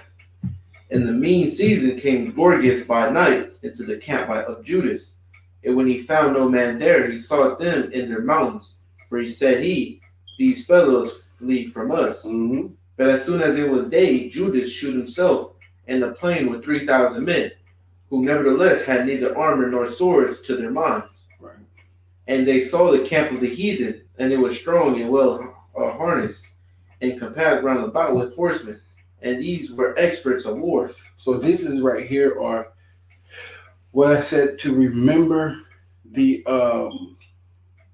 what I said, man, I'm having a brain fart again. Remember the story. I would say stories, but remember the Most High's is testimonies. Right. These are the testimonies. So now when things happen and these last days come, don't be afraid. Even if you don't have no weapons, man, just be ready to go to war. Be ready to die. The Most High sees that he's going to bring you out alive. He's putting his life on the line for his people. Yeah, she's putting her life on the line for her people. We don't need y'all to go to war. We just need you to be brave and not scared and screaming and stuff. Y'all should be getting y'all children ready for war and for the things to come, so people don't be in the house screaming. Okay? Be ready to die. Be ready for war. All right? Read. Come. Then said Judah to the men that were with him, fear ye not their multitude, neither be ye afraid of their assault. Remember how our fathers were delivered in the Red Sea when Pharaoh pursued them with an army. Mm-hmm. Now therefore let us cry unto heaven, and peradventure the Lord will have mercy upon us, and remember the covenant of our fathers, and destroy this host before our faces. Because it's only a few of them, right? But remember when he said in First Maccabees 3 and verse 18, unto whom Judas answered, it is no hard matter for many to be shut up in the midst of a few. And with Yahweh of heaven, it is all one to deliver with a great multitude or a small company. Right? Read. That so all the heathen may know that there is one who delivereth and saveth Israel. Then the strangers lifted up their eyes and saw them coming over against them. They like, they coming. Yep. It's little them and us, they coming. Now that is a scary sight to see a few run towards a lot. Like, nigga, we finna get y'all. Hey, and they know they. And when we got that strip right there, because you're gonna read in the story, they trying to scare Judas Maccabees to get him to fall. Trying to scare him. Because they see it ain't working. That brother right there is full of the mighty Yahweh, the spirit of Yahweh. You can cut that off. That fear is gone. And that's when people come against us and they see us like, this is crazy. Right. We ain't crazy. We just fear the Most High, and He's with us. Yeah, we know the Most High with us. And when you got a powerful God with you, it's so hard to scare. But read.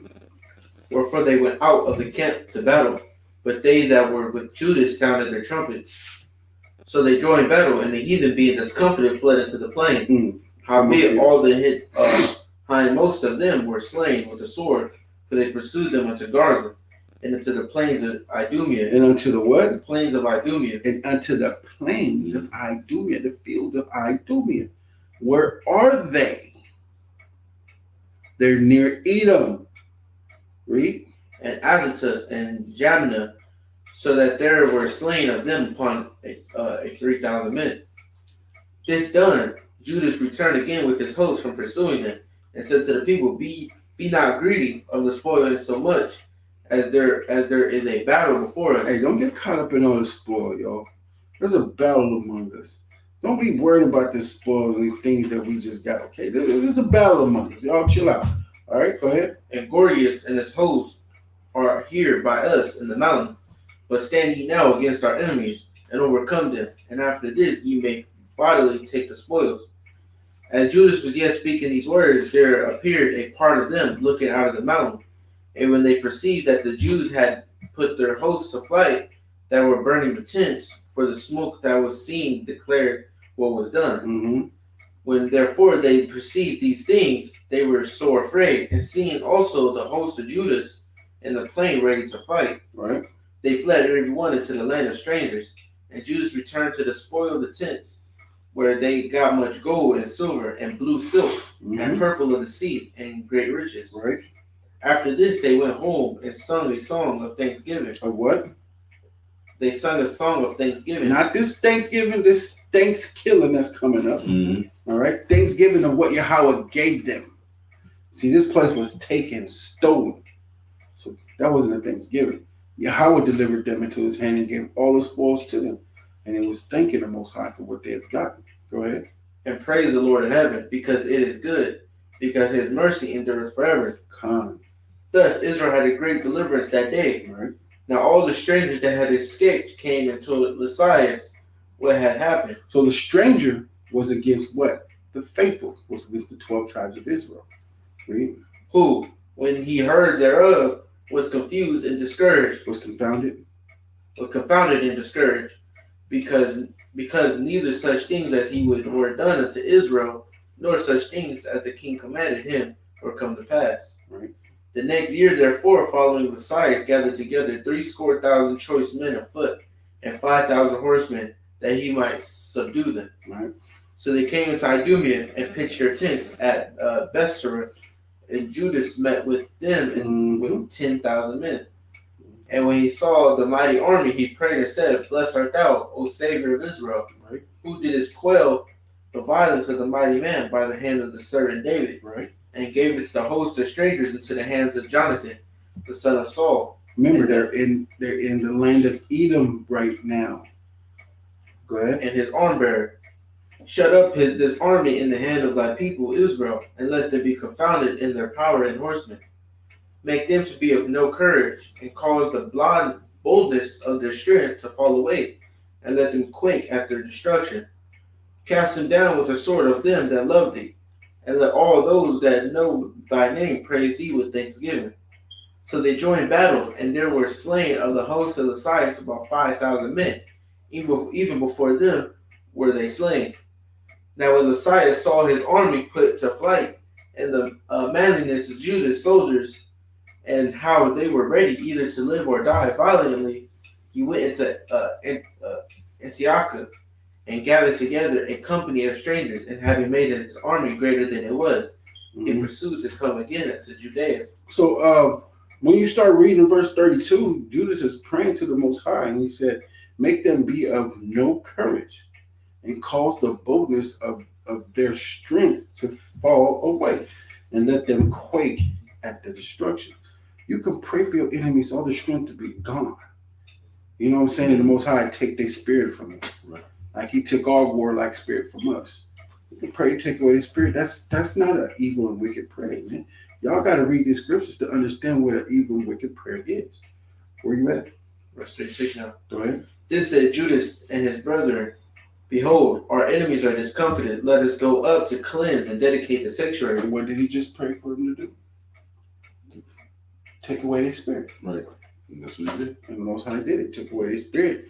And Judas just slain them. Slaughtered. All you gotta do is read Romans 9, verse 1 through 5. We got the service of Yahweh, the Most High. Who? The 12 tribes of Israel. Go ahead. Upon this, all the hosts assembled themselves together and went up into Mount Sinai. Mm-hmm. And when they saw the sanctuary desolate and the altar profane, and the gates burned up, and shrubs growing in the courts, as in a forest, or in one of the mountains, yea, and the priest chambers pulled and the priest chambers pulled down, they rent their clothes. 39. Sorry. They rent their clothes and made great lamentation and cast ashes upon their heads. All right. To show humiliation. And right. fell down flat to the ground upon their faces, and blew an alarm with the trumpets, and cried toward heaven. Then Judas appointed certain men to fight against those. Then Judas appointed certain men to fight against those that were in the fortress, until he had cleansed the sanctuary. So he chose priests of blameless conversation, such as had pleasure in the Lord.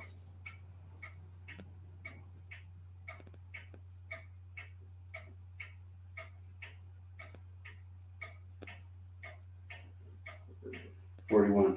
Okay. 41. Then Judas appointed certain men to fight against those that were in the fortress until he had cleansed the sanctuary. So he chose priests of blameless conversation, such as had pleasure in the law, who cleansed the sanctuary and bare out the defiled stones into an unclean place. Right.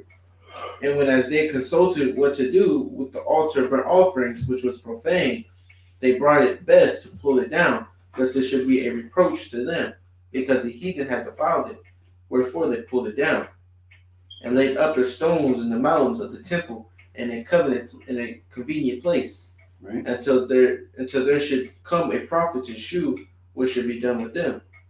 Then they took the whole stones according to the law, and built a new altar according to the former, and made up the sanctuary and the things that were within the temple, and hallowed the courts.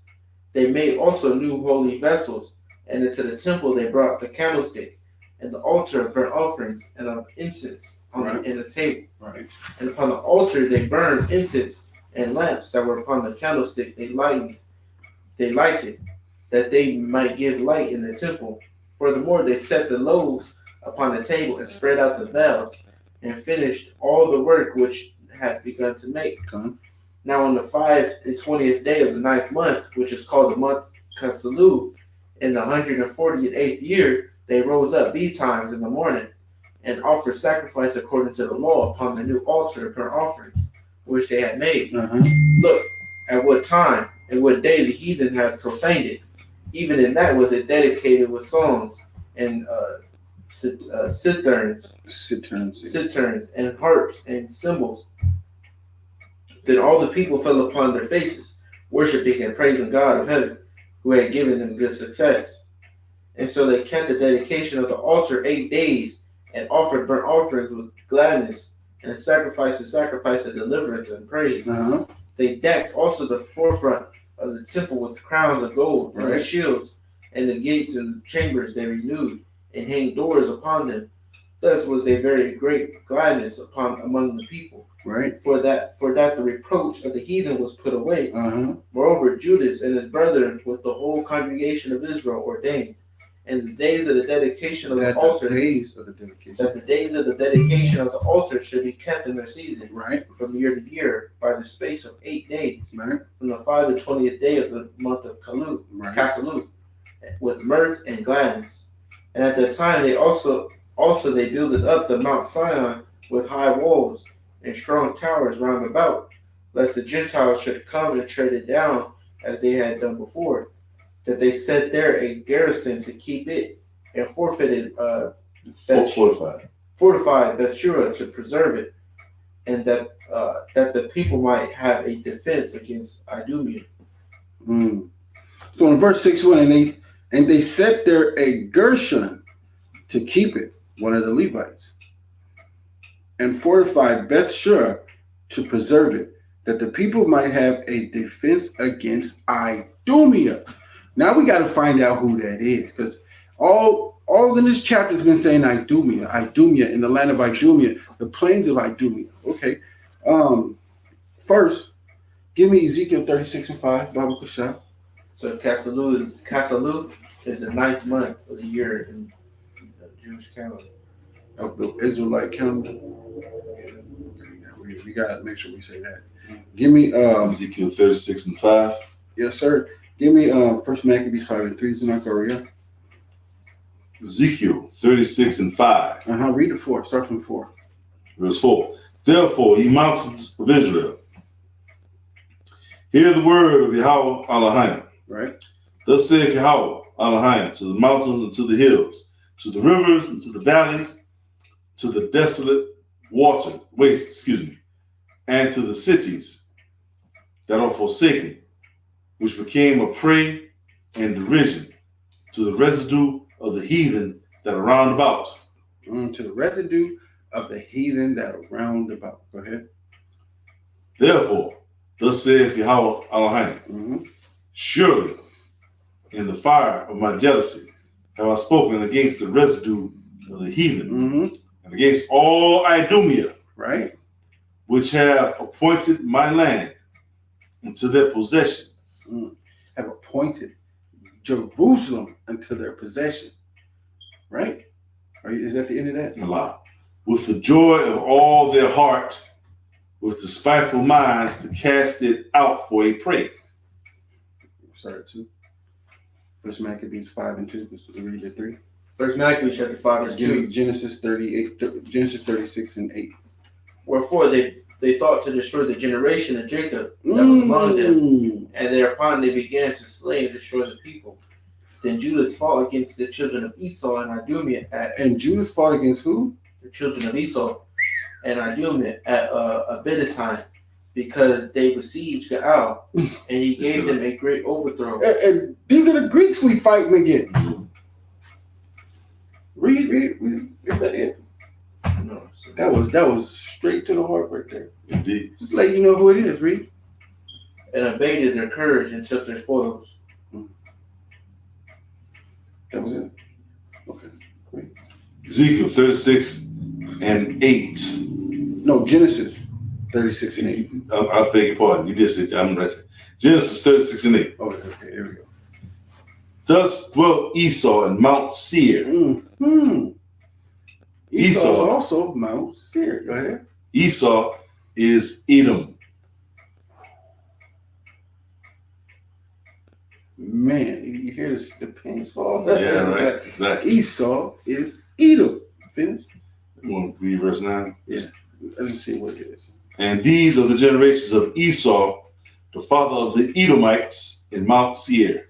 The father of the Edomites. And then it starts going into the generation, the records of them, and who they are. And then you start going in, and you can always find out who these people are, man. Or you just take a good University of Google, University of YouTube, University of TikTok. You know what I'm saying? Hey, all these videos are out. They're out right now, man. They're out. It's out there. There's no hiding it. We just letting y'all know who it is, who these people are, man. And if you read the book of Ezekiel, he started talking about Edom like crazy, telling who the wicked is. All right, so let's go to Maccabees. 5th chapter. Yep, 5th chapter. Give me Judith 5:15 bucks per shot. First Maccabees 5:1. Uh-huh. Now when the nations round about heard that the altar was built and the sanctuary renewed as before, it displeased them very much. Dang. How can the building of an altar displease other nations? Because they hate Israel so much and want to see them fall. They were upset that they hadn't fallen and that they restored the temple and the altar that was defiled by them. I guess these Gentiles didn't expect our people to have much fight in them. But why building that altar up again? Building that altar specifically, it said, now when the nations round about heard that the altar was built, Mhm. that altar was built. That's right. Oh, because you can see it when they do sacrifices. Yeah. Everybody can see when we do sacrifices. Why? Because there's a big fire coming from the heavens. Yeah, right. Down, boosh, hitting down there. Right. Everybody sees it. Mhm. Everybody sees it. You see it everywhere, like a big fire coming from the sky. Boosh, hitting the altar. Most High taking the sacrifices. You can see it. But this is why. Read that real quick. It's not already. Judas 5:15. So they dwelt in the land of the Amorites, and they destroyed by their strength all of them of Eshbon. Mm-hmm. And passing over Jordan, they possessed all of the hill country. And they cast forth before them the Canaanite, and the Perizzite, and the Jebusite, and the Sychemite, and all the Girgashites. And they dwelt in the country many days. Right. And while they sinned not before their God, they Right. prospered, because God that hated iniquity was with them. And they hated because they prospered. Because the God that hated iniquity was Right. with them. Go ahead. But when they departed from the way which they appointed them, they were destroyed in many battles, very sore, and were led captives into a land that was not theirs. Uh-huh. And the temple of their God was cast to the ground. And the what? And the temple of their God was cast to the ground. Yeah. And their cities were taken by the enemies. Man.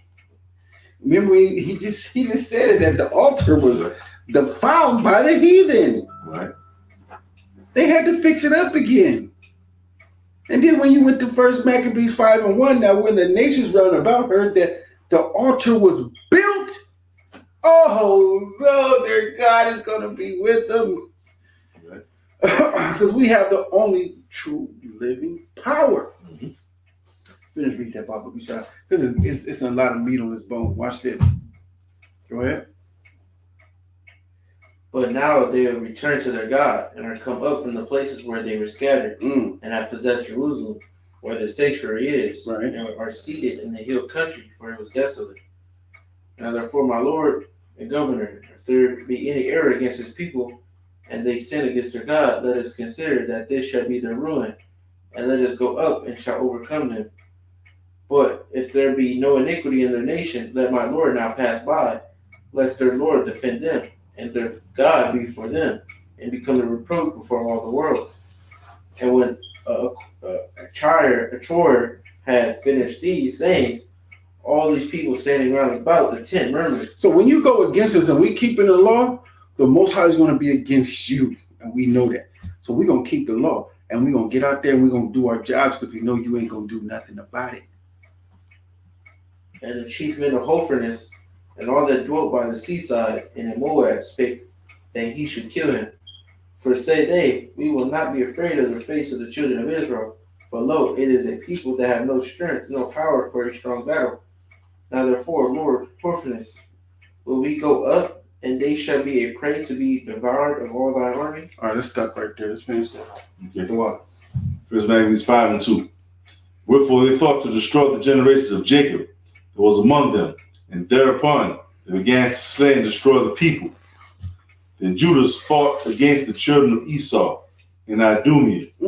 Again, Esau is Edom. Go ahead.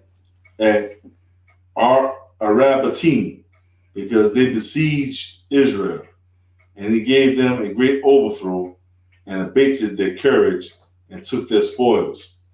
Also he remembered the iniquity of the children of Beam, who had been a snare and an offense unto the people, in that they lay in wait for them in the ways.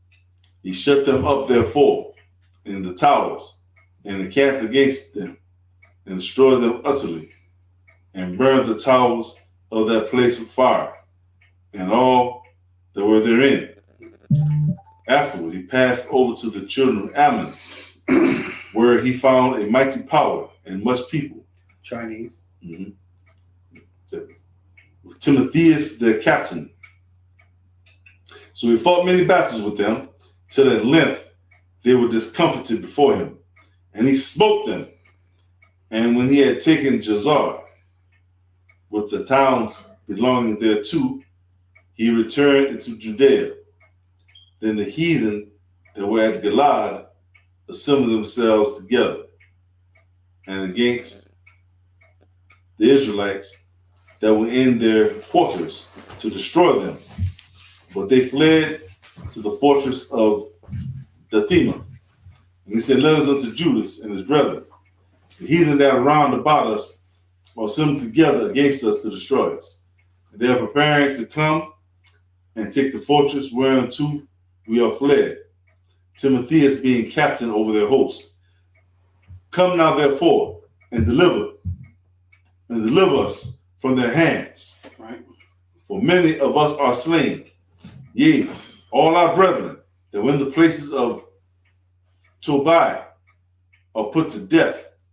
The wives and their children also they have carried away captives and borne away their stuff, and they have destroyed there about 1,000 men.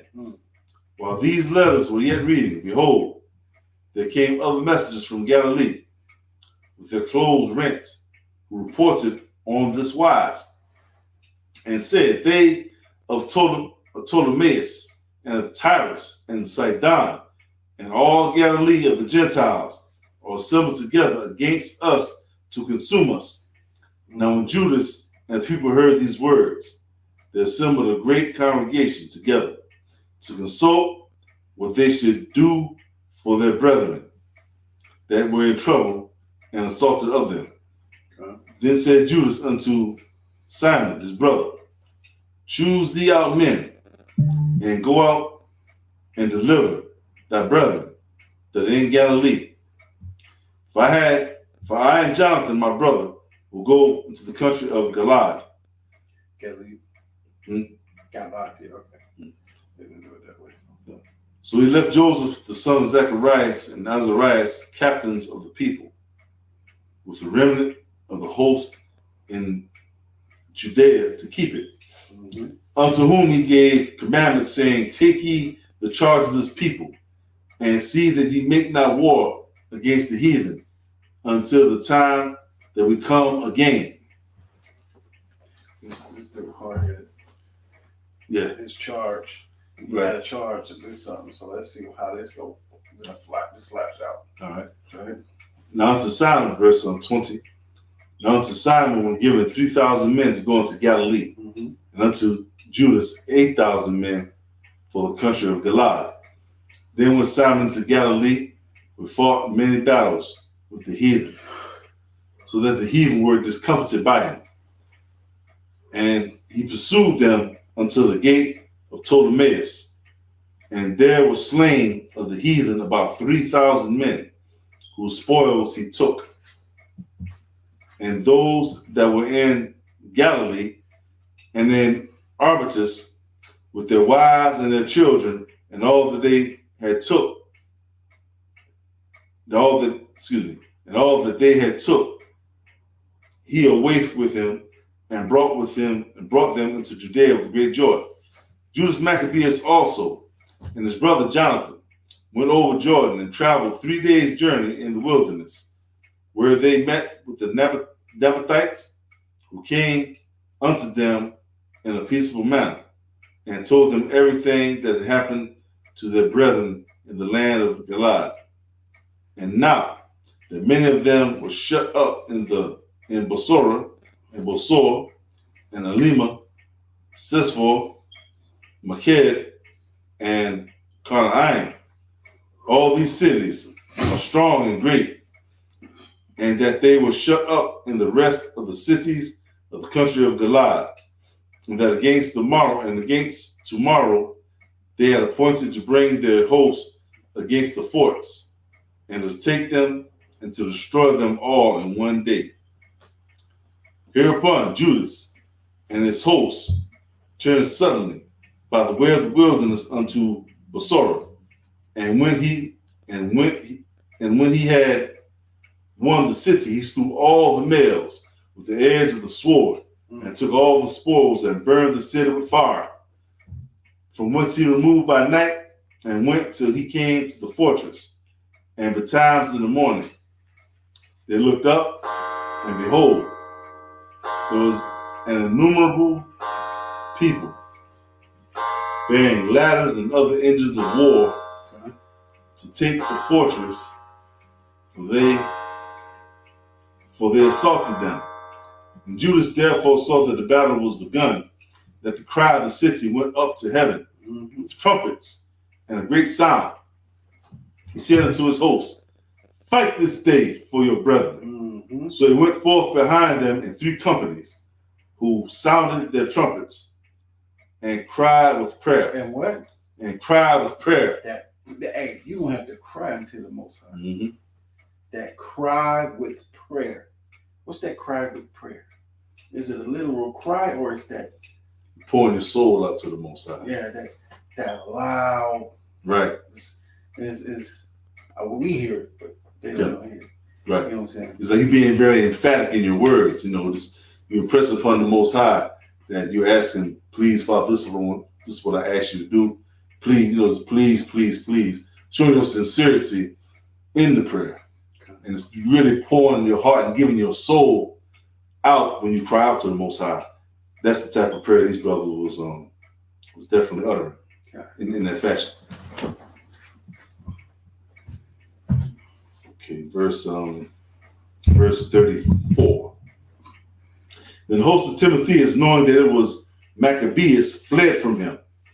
Wherefore he smote them with a great slaughter, so that there were killed of them that day about 8,000 men. This done, Judas turned aside to Masphah, and after he had assaulted it, he took it and slew all the males therein, and received the spoils thereof, and burnt it with fire. From thence went he and took Casphon, Meged, Bosor, and the other cities of the country of Gilad. After these things, gathered Timotheus another host in the camp against Raphan beyond the brook.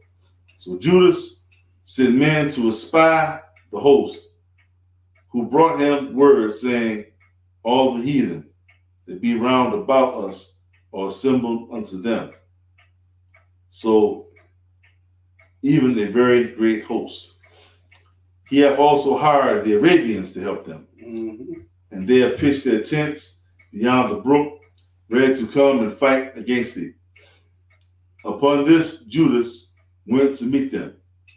Well, the Arabians will be actually Ishmael, sons of Ishmael. Right? Let's see. Verse 40.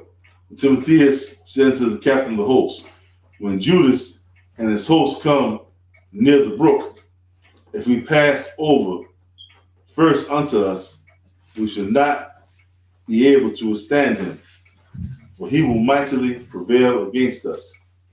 But if we be afraid and camp beyond the river, we shall go over unto him and prevail against him. Now when Judas came near the brook, he caused the sacrifice of the people to remain by the brook. Didn't say he caused the scribes of the people to remain by the brook? Oh, excuse me. And he caused the scribes of the people to remain by the brook. I apologize. Unto whom he gave commandment, saying, suffer no man to remain in the camp, but let all come to the battle.